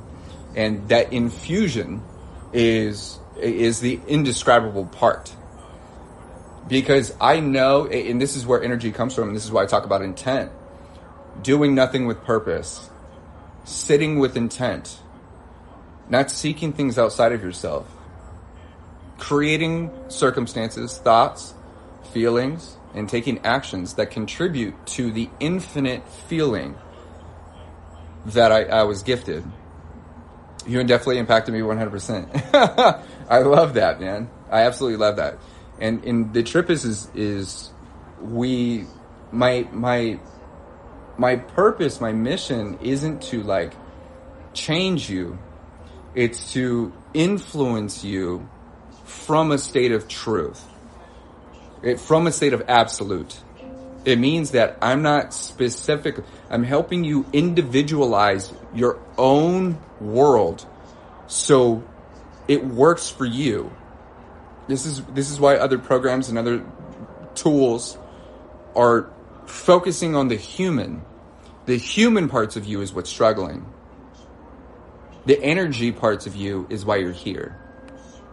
You're a great guy. I failed lately. But we'll start again for Module 1. Stay positive. You can't fail, dude. You're either winning or you're learning. So my question to you is, what did you learn? Because the only way to do it the right way is to figure out the wrong way to do it. So my question, once again, is, what did you learn? You were winning for a while. You were practicing the art of acceptance, radical acceptance, accepting things for what they are instead of punishing yourself for what they're not. So if you're in Module 1 of Beyond Sober and you feel like you failed, then you haven't reached the part where it says you're either winning or you're learning. There's no such thing as failure. Because in the act of failing, you are trying, you're attempting, you are doing. The only way to fail is to never do anything. But the only way to learn is to attempt at least one thing. You're either winning at whatever it is you're giving your attention to, as in it's working out, it feels right, you love the experience, less bad bullshit. You're winning. Hell yeah, dude. Perpetual state of expansion. If I continue giving my energy like this, I'm excited with where these results are going. That's the feeling of winning. That's also the same feeling of success. Success isn't at the end of anything. It's at the beginning of everything. You successfully started. Cool. That means you're in a successful state. You are successfully moving forward. Success isn't money. Success isn't love. Success isn't a person. Success isn't at the bottom of anything. Success is not a reward. Success is a feeling. It is a feeling you choose, just like everything else, just like positive and negative. Either you choose to feel successful with the dumbest shit, or you choose to make your life more difficult thinking that you have to earn that emotion. It is just a fucking thought, man. You're allowed to think it while doing nothing. You're allowed to think whatever you want. I am encouraging you to think thoughts that make you feel like you have everything. That's called abundance. I'm encouraging you to think thoughts that make you feel like you are love and you deserve to be loved and you don't have to work for love. I encourage you to think thoughts that make it feel and seem and help you believe that you're moving in the right direction regardless of what's happening. That's momentum. You're allowed to think thoughts that don't feel right.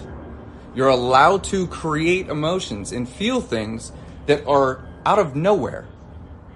Actually, most of us that feel the best feel the most incredible emotions when nothing is happening. Because if your mind is preoccupied with all the things that you don't want, you don't like, you don't want to think, you don't prefer, then you are not even creating enough space for those emotions that you actually want to feel to move through. Your energy is entangled and wrapped up within all the things you don't want, all the things you don't like. But focusing on the problem isn't creating space for the solution to arrive. The solution's at the fucking door, but you keep looking at the back window. That's the point. It's right there. It's always right there. But we keep looking over here like the answer is behind us. Bitch! We have to practice looking at the front door. We have to practice looking in the appropriate direction. And the appropriate direction is any direction that's in the opposite of where you don't want to be. The right direction is any direction that's in the opposite direction of where you don't want to be.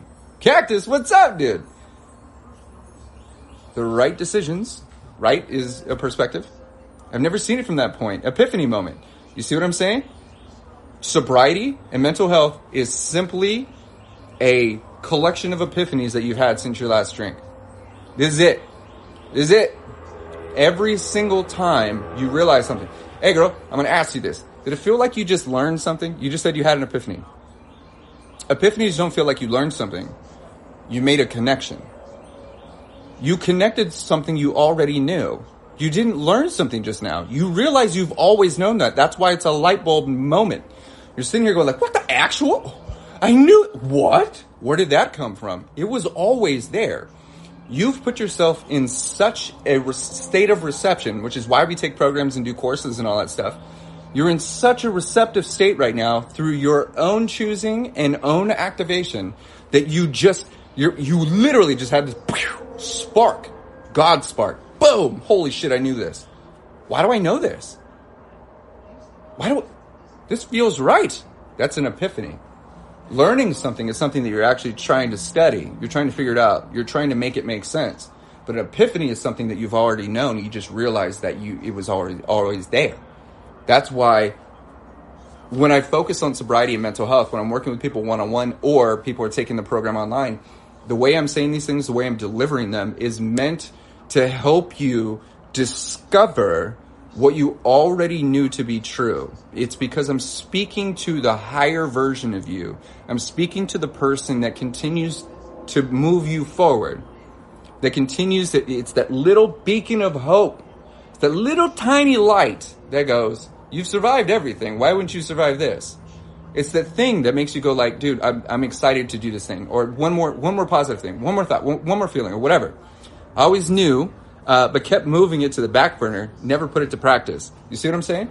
This is why when we practice prioritizing things that are good for us, the things that go to the back are the things that don't serve us. We have to be this. We have to allow these epiphanies to come in. We have to put ourselves in the state physically. You gotta eat good, eat decent, right? You gotta stay hydrated. Remember this, when your body and your mind has pretty much everything it needs, then it's in a state of active reception. It means that it's not actively fighting to get your attention for you to take care of it. So when we start drinking less or stop entirely, it means our body is no longer giving all of its attention to a fight to stay alive, a fight to feel decent. It means that all of your energy is going towards, how do I add value to my mind and body in every moment, or as often as possible? Remember, doing nothing is also doing everything. You're allowed to do nothing. You're supposed to do nothing. What is the fucking point of working your ass off if the time that you've created for yourself is spent worrying about not doing something? You want to stop. That's beautiful. We have to give ourselves permission to do nothing and relax. 111.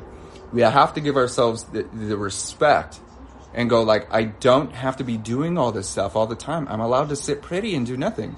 Your live just pop up on my SYP. Thanks for your advices. You're so welcome. High functioning addict is true till you overcome. 100%. I have a saying. I've never woke up dead, so I'm still here. You can still be dead inside, man.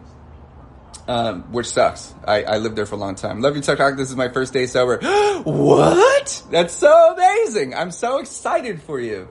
Remember, in 3 days, what is that, 72 hours? 24, 48, 72? In 72 hours, you and I are going to be the exact same amount of sober.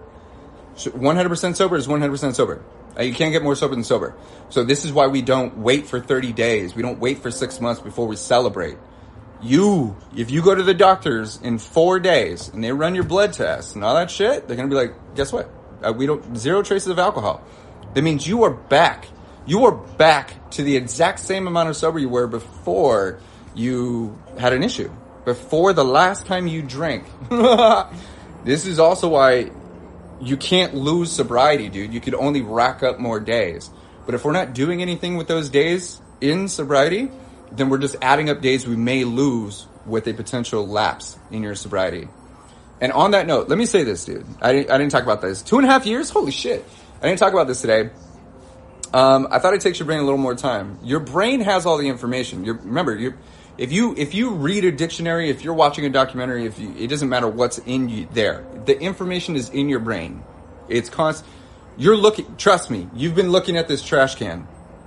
You've been looking at those cupboards. Now you saw that flower. Your brain knows outside your phone. Your brain is focusing on everything around you. That's what it is. That's how quantum it is.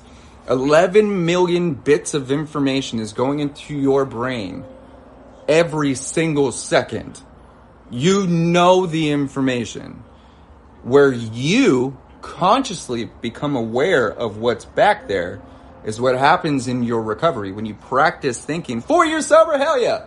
When you practice thinking, when you practice giving your attention to the things that actually move you forward, that's when you become aware of things that you already knew.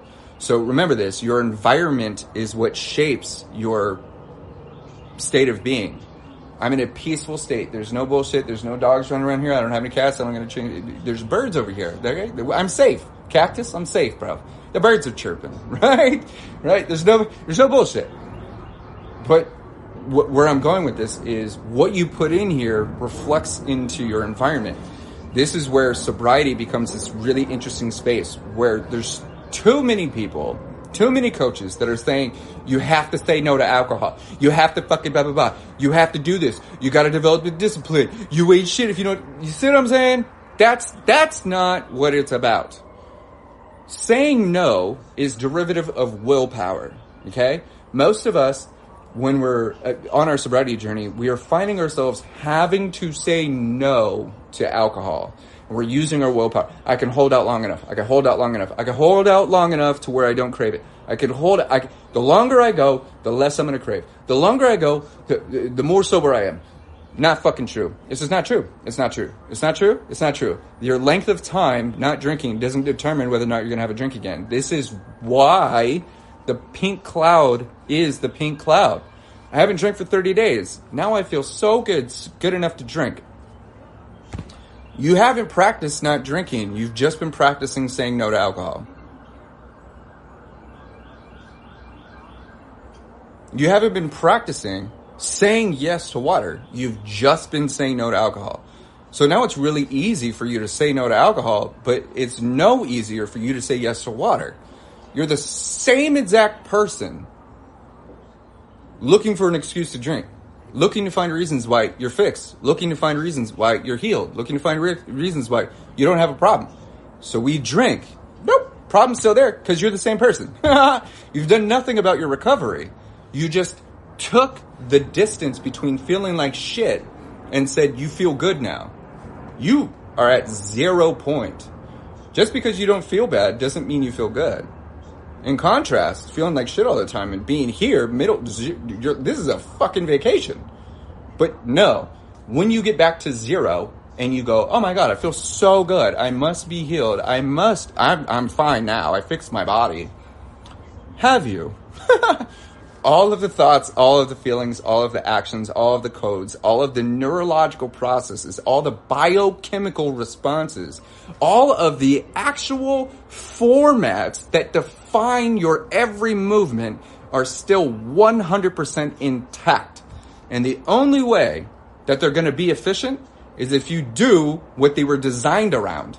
So the second that you take a fucking drink, boom, all of those codes activate again. All of them. Because you've changed none of them.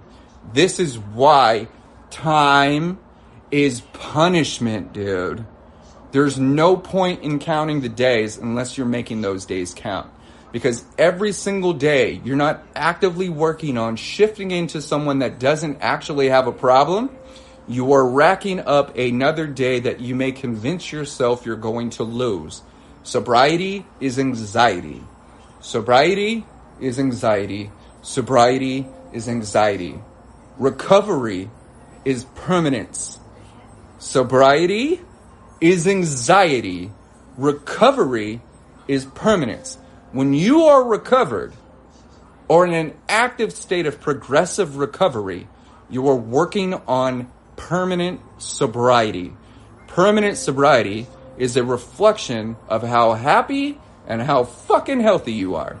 So if you're doing nothing within an active state of sobriety, then all you're doing is waiting for an opportunity to drink. That's it. That's it. And some people would call it a dry drunk. Every day since I've quit, I've done everything to repair myself physically and mentally. 19 days. Dude, that is phenomenal. That is phenomenal. This is where the whole concept. Soon you can go to sober.com. Sober, not sober. This is what this means. There's two versions of the word not sober. Not sober means you're under the influence. Cactus. You're under the influence. You're not sober. You've been drinking. Or you got alcohol or substance. You're not sober. You're not cognitive, right? But not sober also means so sober, you can't even identify as sober. I am so fucking sober, I can't even use the term sober anymore because I don't drink. I can't be sober from something I don't consume. Sober means you still want to drink or in an active state of sobriety and choosing not to consume. You're sober, dude. Fuck yeah. But if you're 19 days focusing on becoming so sober you're not sober, then you are in an active state of recovery, not sobriety. Please listen to what I'm saying. You're active in sobriety if you're choosing not to drink.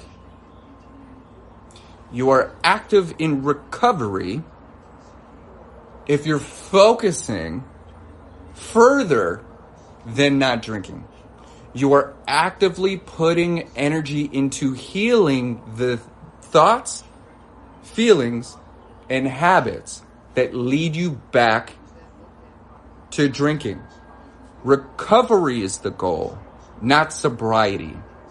Sobriety remains an amazing accomplishment if you're still the same person. If your greatest achievement to date right now is your ability to say no to alcohol, fuck, dude, you deserve the world, because I know that's difficult. But what happens when it's not difficult anymore? When you don't even have to say no to alcohol because you just say yes. It's not even a thing.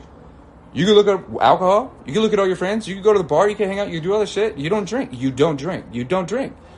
You're not saying no. Like, it's not even you don't care. It's not part of your life. That's beyond sober. You're so far beyond sober, you're not even sober. So sober, not sober. I'm sorry, not sorry. Sober, not sober. It's the same concept. The reason why the unlabeled sobriety program is coming out is to break the labels that are our limitations. You have to remember this. If you're sober, then you are limited in what you can and cannot do. Not sober, you are unlimited in what you can and cannot do. That includes drinking. You could drink, but you don't want to. You could drink if you want to, but you don't. Like, that's not even a thing. Can you be sober and smoke? Yeah, 100%. I can understand exactly what you're saying. That's dope. Our perspectives are limitations. So if you're not sober, as in so sober, you're not sober anymore. So sober, you're alive. This is the difference. When you've worked so far through your sobriety, you're not even sober anymore, then what the fuck are you? You are alive, man. You are alive. You're not just living. You are a fucking live, dude. And at no point of this journey through feeling alive, feeling expansive, feeling the peace, feeling the creativity, the curiosity, feeling the energetic force of your health and your happiness, at no point are you still the type of person willing to jeopardize that state of peace with a poison. That is sober, not sober, bro. No happy, healthy person would ever consider jeopardizing everything that they've worked towards with a fucking poison. That is real recovery, and that's the point. Sobriety means nothing. Sobriety is pointless if you're not using that state of sobriety to recover. Opinion on opioid addiction? I'm actually speaking with someone right now. I gotta say it again because it's powerful. Sobriety is pointless if you're not using it to recover. Recover from the toxic thoughts, toxic feelings, toxic habits. That is the whole gift you gave yourself. Sobriety is pointless if you're not using it to improve your quality of life. Those with the higher quality of life drink less poison or no poison. Thank you for these words. You're so welcome. I just want you guys to recognize that if you're in an active state of sobriety, you've literally done the work already. It's those first few days, man, are the fucking hardest. And if you've reached that state, then you deserve the fucking world, dude, because you were not capable of receiving anything that's on its way to you if you're living on an alternate universe. You can't even see what's in front of you. You don't even know.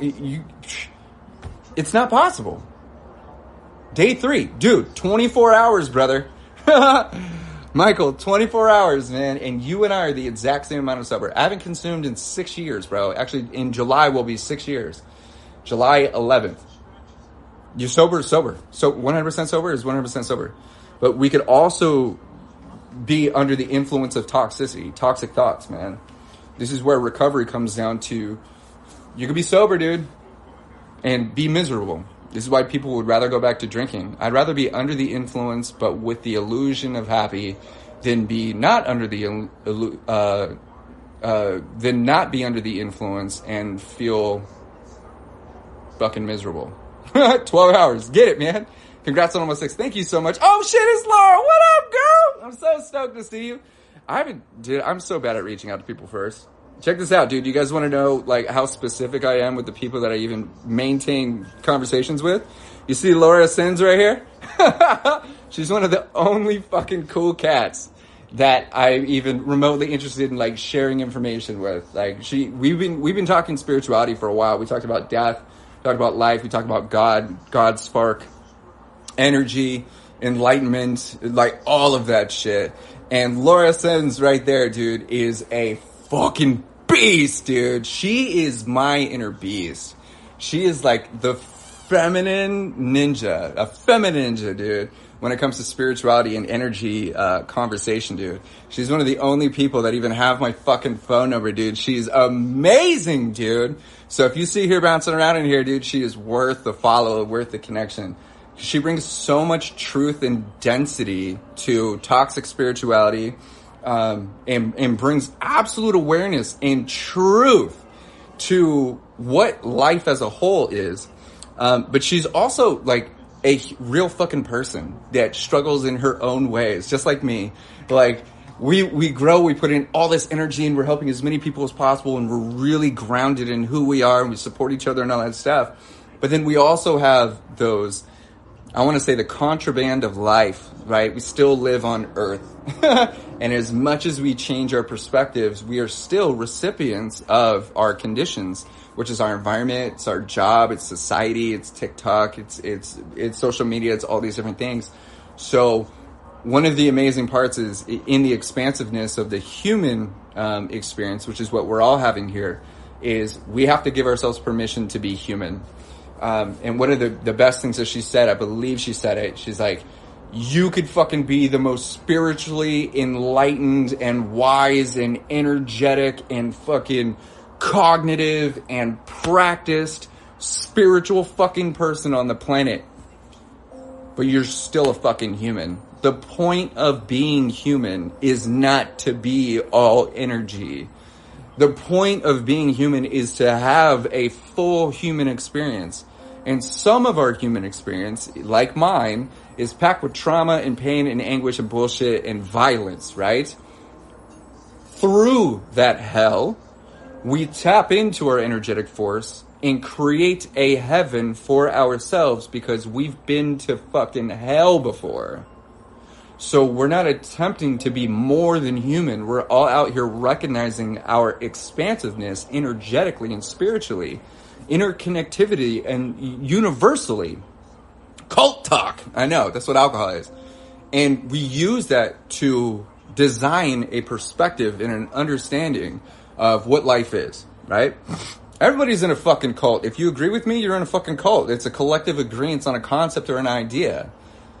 Most people think cult, like, you don't have to drink the fucking Kool-Aid because you are the Kool-Aid. You drink it yourself, man. Most people don't let the God energy in until they've been knocked down to their knees. 100, Laura. 100. And this is what we talk about, a forced reflection. This is why a lot of people that go to prison or do drugs or anything like that, they find themselves needing to destroy their lives and create the closest replication of what hell is to them, which is their perspective. So they have the fucking motivation to actually shift perspectives to create a life they love to live. Most humans are like that, unfortunately. And some of the most expansive and powerful and creative and beautiful people you'll ever meet are the ones that not just survive through the pits of hell, but have created one of the most peaceful oases? Plural oasis? Because they feel hopeless. Created such an energetic oasis for themselves that they're able to shine the light for others, right? Absolutely phenomenal stuff. Some of the most successful people you'll ever meet have had addictions.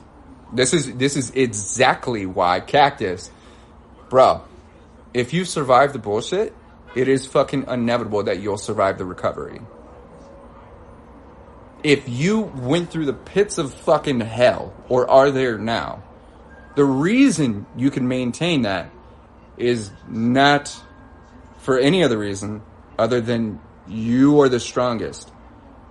If you're in hell, or you've been through it, you aren't there or weren't there because you were the weakest. You're there because you've developed the skills to handle some of the most painful shit known to man. We're not fucking there because we can't handle it.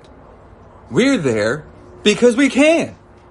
Based on the density of the hell and the pain and the anguish and the distraught, we can take and are actively transmuting all of the tools and experiences and energetic forces that we've needed to fucking generate in the worst aspects of our life and simply shift that cactus energy over to water. If we could survive hell, then how fucking easy is it gonna be to handle heaven? Heaven's fucking boring when you've been hanging out in hell for so long. Huh. Oh, this water is making me itch. What do you mean everyone's smiling? Somebody frown. Like, someone turned that frown upside down? No, I'm turning that grill upside down. I don't fucking know. Somebody needs to cry. Like, that's what I'm used to. we look at these things and we go like, I'm in hell, so this is the extent of it. Motherfucker, that is your, like, charging station. Being in the pits of all this shit. All that violence, that anger, that deceit, the betrayal, the backstabbing, the bullshit, the fucking negative energy, the pessimism. All of that shit is a literal fucking charging station. I want you to think about the Hulk, dude. If you guys follow any Avengers or anything like that. Once Bruce Banner got a handle. What up, dude? The real Michael. Once he got a handle on the Hulk, Bruce Banner and the Hulk. You guys know the Hulk? Bruce Banner is the human, Hulk is the Hulk. In the latest videos, they go like, I'm phenomenal. Thank you so much for asking. In the latest ones, he can transfer between Bruce Banner as a human and then activate the Hulk. In some of these movies, he has trouble activating the Hulk. The Hulk needs to come out and smash shit. Giant Libra, what's up? The Hulk needs to come out and smash shit, but he's having trouble tapping in, letting the Hulk out. One of the best phrases that I heard from them is someone asked him, "Hey man, how do you keep the Hulk? How do you not get angry?" And his answer was, "The trick is I'm always angry." Gemini, he says, "I'm always angry." Where I'm going with this in relation, Paulina, what's up, girl? Where I'm going in relation to this is that you are always supercharged with the force that you use to survive the bullshit. That energy is always fucking there, dude. There is absolutely no way that you went through that much turmoil and didn't come out energetically charged to handle fucking everything. It's not possible. If you don't see it, you're not supposed to. That's the bullshit talking. This is why we practice the transmutation of energy. There is no way you fell into the vat of superhuman fucking boiling radiation and didn't energetically infuse every cell of your body with the ability to succeed. It's always ready to use. You fucking know. It's always ready to use. In the same way the Hulk is always ready to smash, man. We are the Hulk. We have the fucking energy. It is always within us. And I know that from a motivational standpoint, you go like, yeah, it's inspirational crap. I'm telling you this with absolute fucking certainty. 100% accuracy. It's not possible for you to be forged with the fucking energy of negativity and not have that fucking energy sitting within you, ready to execute in a peaceful life. You will never, one of the best phrases I've ever heard is, it took a tremendous amount of pain to be this peaceful.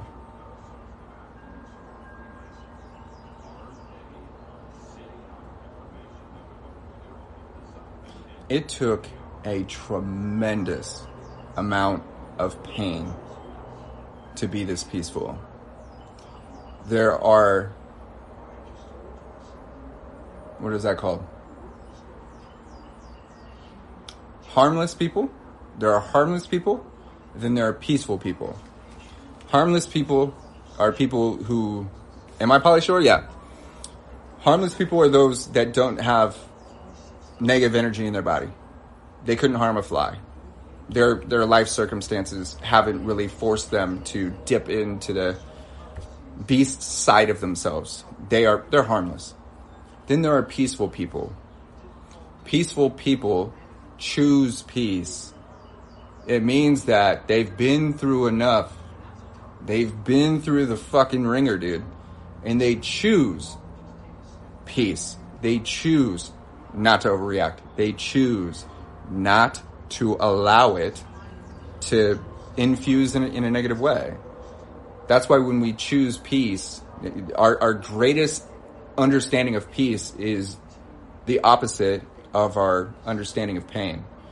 If you felt the pain, then you are supercharged for the peace. Absolute facts.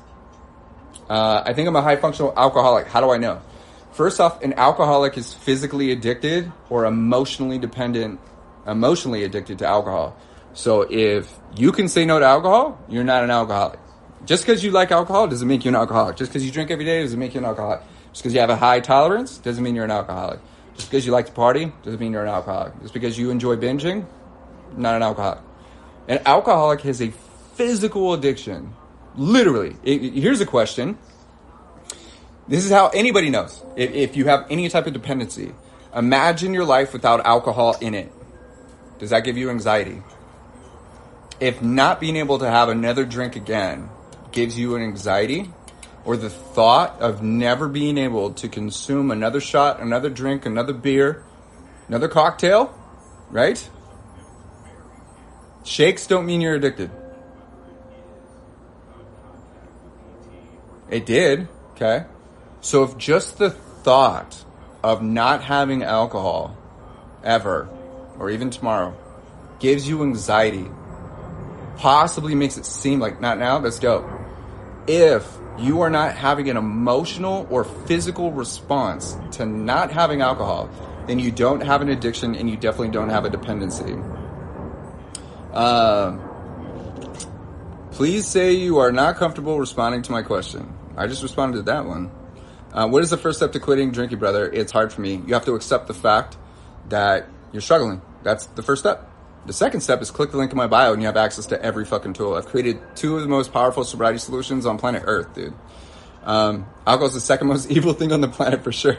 I still got panic attacks and cry about the thought of it. I'm with you, dude. You should tell my wife this. You should have your wife come hang out and listen, man. Instead of AA, I'm here for this right now.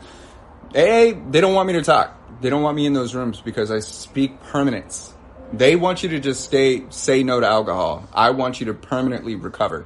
There's a different, you go to AA to stay sober. You work with me to fucking recover. That's the difference. AA is to stay sober. There's no point in staying sober if you're not using that space not to recover.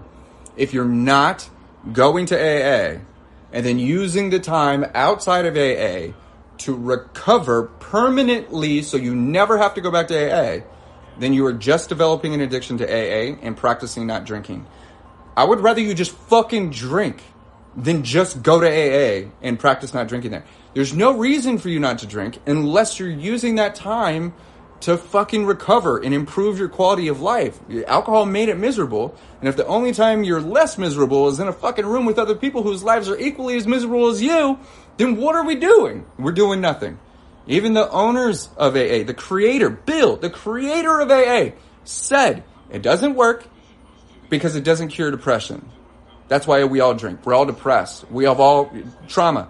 If you didn't have trauma before drinking, now you do. You physically, emotionally, and spiritually traumatized your body by drinking a carcinogen that causes cancer. It's a disinfectant. It's a fucking poison.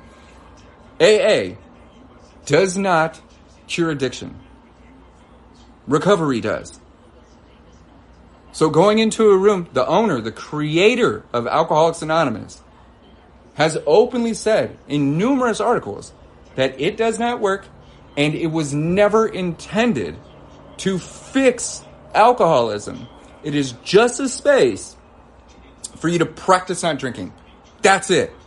If the only time you're not drinking or don't want to drink is in a fucking room, you are the same person, which means you're 0 amount recovered, which is the opposite of what we want.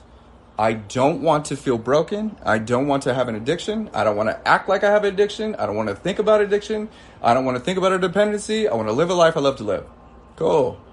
AA is not that. That's not for you. Like if the only thing that you want to do, AA is great to start. Like it really is. If you just want to go practice and be around a bunch of people and try not to drink, go for that. If that doesn't work for you, it's because it's not meant for you. The success rate in AA is 5 to 7% with almost a 100% relapse rate. It's because it's not meant to fix you, dude. It's not meant to cure anything. And people know that. And it's incredibly triggering. You look so young. I'm 37. I'll be 38 in May. Addicted to the room, 100%. You're swapping addictions. I'm addicted to your negativity because it helps me feel like I belong. Listen to this, man. Now that I say this, I've never said this before. This is why I knew energetically that AA wasn't for me. 4 people died when I was in AA. 30 days I was there. 4 people died. They drank themselves to death, including the sponsors. Hell no. I'm not going to AA to die. I'm trying to live, bro. I'm trying to live. That's why I've been in the gym. The thing is that there's a difference between fitting in and belonging, right? Slow-mo. Fitting in is adjusting yourself to the accommodations. So a group of people, you go to a party and you dress a certain way. Maybe you put your glasses on. Maybe you have a drink to fit in. Like you don't want to be you. Being you makes you feel weird, right? So you do that. You fit in. You change yourself. You put on a mask. You fit in with a group of people that are actively trying to fit in with each other. So they say certain things. And my greatest example would be like gym bros. I'm with them every day, and I see cliques of people, and I can see who's fitting in and who belongs. Fitting in is trying to fit yourself into a group or a circumstance, all right? Fitting in. Belonging is when you get to show up exactly as you are, change nothing, and you still feel like you're supposed to be there. Group of people, we all belong together. I'm not trying to fit myself into your mind. You are actively finding reasons why we make sense together. That's belonging. You don't have to be anyone different. I don't want you to change anything about you. I want to help you shift more into being you authentically. That's belonging. So we look at this and go like, okay, am I fitting in or am I belonging? So when you go into a room like that, and the reason you feel like you belong is because you don't have to shift yourself to fit in. You're broken, I'm broken. We belong together. You're in pain, I'm in pain. We belong together. You broke, I broke. We belong together. Everybody in that room, doesn't matter what they look like, what they feel like, what they've done, what they've succeeded with, what's working. We all feel like we belong because we're relating to the worst aspects of ourselves. We're victimizing ourselves and going, I'm not shit, neither are you. We're the shit. We're the shit because we ain't shit. That's horrible. That doesn't infuse expansiveness or growth or truth. You're trying, I'm trying. We belong. Holy shit. Under the illusion of belonging, but the attempt to fit in, is where the shit crumbles. None of it is designed strategically, specifically, neurologically, or scientifically to help people actually recover. This is why most people that have been to AA will defend it to the end of their life, because the best thing it ever did for them was to help them continue saying no. Cool. If the best you got going for you is just saying no to a poison, then fucking hang on to that shit. But you are also going to call yourself an alcoholic for the rest of your life. You are always going to identify as a sober person because secretly you still want to drink but can't. Secretly, 50 years outside of AA, you're the same exact person still wishing they could drink. Recovered is someone you could recover permanently in a few days or so with the right support. Knowing, you felt the feeling, you know it's not for you. Your life is getting better. You love the way you're thinking. You actually feel alive. Someone who is actively recovering is actively finding reasons why alcohol doesn't need to be in their life. And then eventually it just becomes obvious. Boom, epiphany, clicked. I drank because I was sad, I'm not anymore. I drank because I was depressed, and I'm not anymore. I drank because I was perturbed, I'm not anymore. I drank because that environment encouraged me to, I'm not there anymore. I drank because my energy was negative, I'm not anymore. I drank because of the breakup, I'm healed now. I drank because of that loss, I feel great now. I drank because I was disconnected, I feel connected now. I was addicted to that shit because I didn't have anyone, now I have me. The opposite of addiction is connection. The opposite of addiction is connection. We all drink and imbibe substances. Those things are still there. That means we have stuff to work on. That's why we have programs for. That's why we do these things. The opposite of addiction is connection. When we connect to ourselves, when we connect to our future, when we connect to our future selves, when we actually feel alive and we don't feel like we're dying anymore, we do not go back. We don't consider that shit. We give love. I do have a podcast, beyondsoberpodcast.com. We give love to the old version of us that developed the energetic strength to get us through the worst times. That person had to do that, had to develop all of those skills, had to cry, had to hurt, had to be in pain, had to drink more, had to have one more, had to seek more, had to do this shit, had to struggle exactly the way they did. If it wasn't for that super strong, super hardcore, super motivated, super fucking active, even in a state of misery, if it wasn't for that version of you, you wouldn't have the opportunity to be who you actually fucking are, man. The person beneath the pain, beneath the anguish, beneath the turmoil, beneath the poison, beneath the trauma, beneath the PTSD, beneath the experience, beyond the fucking memories. That version of you that's been strong for so long is allowed to take a fucking break now. And the way they take a break is by you recovering, you taking care of you saying, I fucking love you for everything that you've ever done for us. If it wasn't for you struggling exactly the way you did, I may have died, but I didn't. You showed up for us, man. And I thank you for everything you gave your energy to, but you are no longer necessary, bro. Girl, you don't need to be here. As much as I love you, I need to break up with you in the same way that I'm breaking up with poison. It's gonna hurt, bro. It's gonna hurt. Because I'm losing a version of myself that kept me safe for so long. But I'm also losing a tool that I use to paint a picture that things weren't as bad as they were. I have to lose the illusion, I have to break up with the illusion, and I have to break up with the version of me that can no longer exist.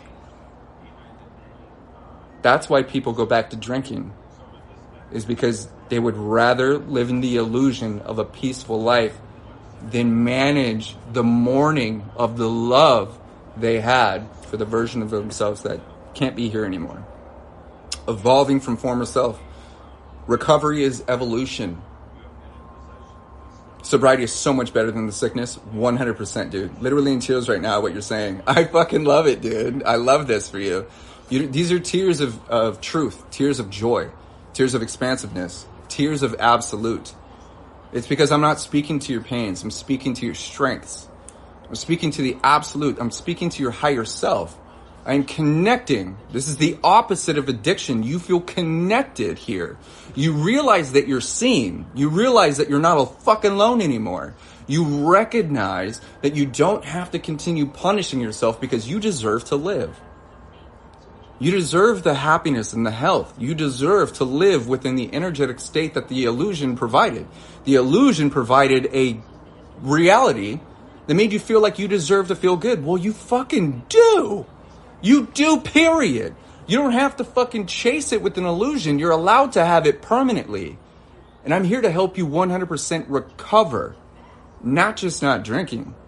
As a matter of fact, I work with people who recover so far that they could drink casually now. They broke their addiction. They broke the neurological programs that forced them to feel like they were out of control. They regained control of their mind, their body, their spirit, their energy, their thoughts, their feelings, their actions, and they choose to use alcohol as the tool it was originally intended for. They used to take 30 shots just like me. They were throwing up blood. Now they have a couple drinks a night, happier than a tornado in a trailer park. Recovery is recovered. It doesn't mean no alcohol.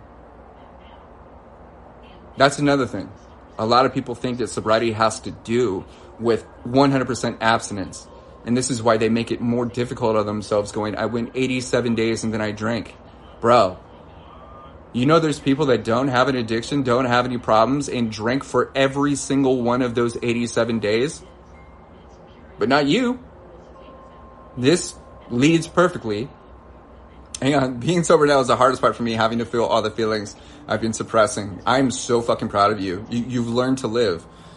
You're allowed to feel those. They're not going to hurt you. Your feelings, your emotions are your guides. That's all from love. That pain is the love you have for yourself, man. Like you're sitting here going like, I love me so much that I'm willing to move through this pain. I'm willing to feel like I'm suffering. I'd rather suffer in this reality and design a life I love to live than to live in an illusion of a world that doesn't exist. I'd rather be me in pain than be the worst version of me in pleasure. That's fucking strength. I do have a podcast, BeyondSoberPodcast.com. This will be on the podcast, everything I'm saying here.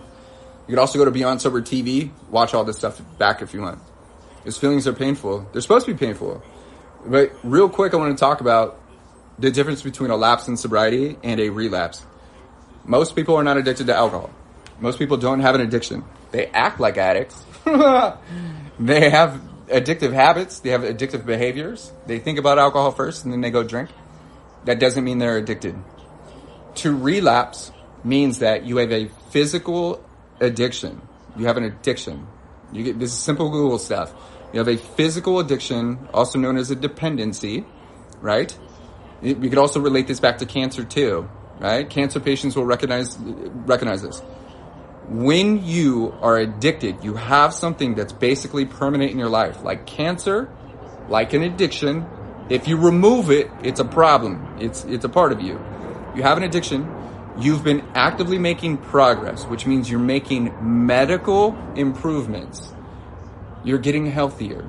You're doing better things. You're feeling better. You're actually recovering. You are medically getting better. You're addicted, medically getting better. Then you relapse. A relapse means you chose to imbibe the substance and now your life is worse. You were medically making improvements and now you're medically degrading your health. You were getting better, now you're getting worse. That is a relapse. That's a relapse.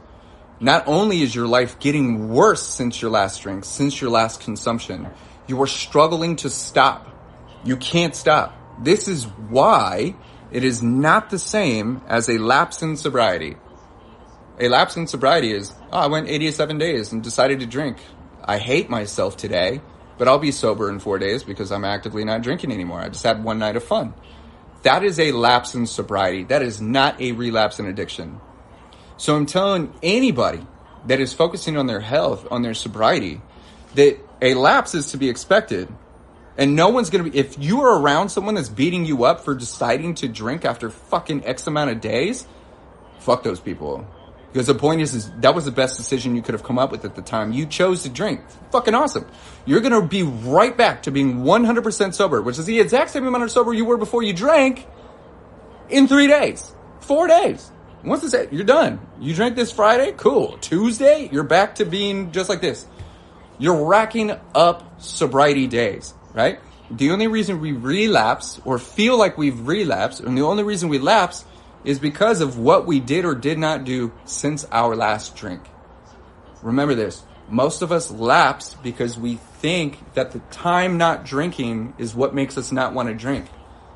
If all you're doing is the same exact things as you were, and the only difference in your life is you not drinking, then you're waiting for a reason to drink. That is all that sobriety is. So remember this. Time does not heal. Energy does. So if you're deciding not to drink, then I'm encouraging you to put your energy into things that help you feel recovered, help you feel alive, things that bring you peace, things that make you happy, things that release dopamine, things that bring joy. Surround yourself with people that aren't bringing your shit down. Triple down on anything that makes you feel like you're moving forward or progressing in life. Even doing nothing. If all you do is everything, do nothing with intent. Literally sit pretty and just sit here. Change your habits. You shift your habits. Your habits change as you start to shift them. Remember this. This is another fucking anxiety-ridden part that people don't talk about. I don't want you to change anything. Here's the best part of this. For anyone go to the gym. Yeah, if you're not drinking and you have the energy, go to the gym. The best example that I could come up with is assembling and breaking. You guys play with Legos? You ever tried to fucking build Legos? Okay.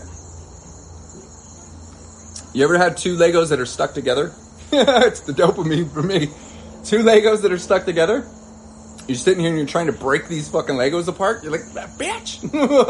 It is like impossible. Just these two. There's not enough fulcrum. You can't get the thing. And you're like sitting here trying to break these two Legos apart. But you got a whole bunch of Legos. What is easier? Is it easier to break those two Legos apart? Or is it easier to just get new Legos and build a whole nother tower? Is it easier to break? Or is it easier to assemble? Right? In the concept of breaking, we go, oh, like if everything just broke, then that's kind of fun. But the point is that breaking something apart is far more difficult than assembling something new. Echo. Pause. So my point is you don't have to break or change your habits. You need to start assembling new ones. You can't do both of those fucking things at the same time. You can't be breaking a habit intentionally and building a new one at the same time.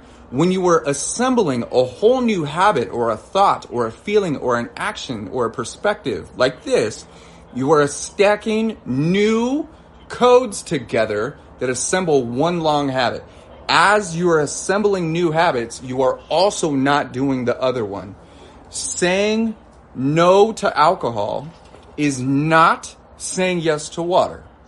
But if I'm drinking this water, I am not drinking alcohol. So saying yes to water, saying yes to a new habit, is saying no to that bad habit.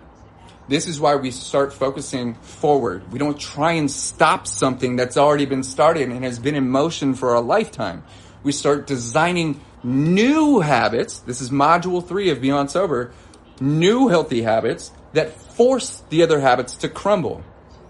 When you focus on the solution, the problems fix themselves. When you focus on the solution, bing, bing, bing, bing, bing, bing, the problems fix themselves. This is why we're not supposed to give our energy to not drinking. We're supposed to give all of our energy to drinking water. Get it, got it? Okay, my throat's about to explode and I need to make some food. With that said, I love you so much, dude. Thank you so much. All 169 of us here today. Dude, we could be anywhere. We could be doing anything and we choose to hang out with each other, man. It seriously means the world. Thank you for being exactly who you are. If you enjoy what I say, you enjoy my energy, and you think I have something to offer, feel free to connect with me at the link in my bio, dude. I'm not trying to spam you or anything. I'm working on the Unlabeled Sobriety Program, which is letting go of limitations and redefining recovery without labels. That starts with triggers and then it ends with life beyond sobriety. Super powerful. Everybody that decides to jump into the Beyond Sober program, I want you to know that by signing up, you are possibly saving someone else's life, because you get a membership for yourself. You're also donating one to somebody that can't afford it but really needs the same support. There's so many solutions, so many resources, so many opportunities that I'm actively designing and sharing. So simply by staying connected with me with the link in my bio, it's a little pop-up.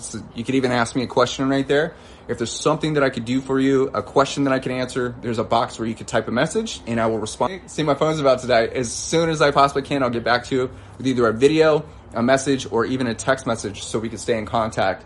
Other than that, I am going to take care of me. I'm going to feed me. I'm going to feed my heart, my soul, my body, my machine, my thoughts.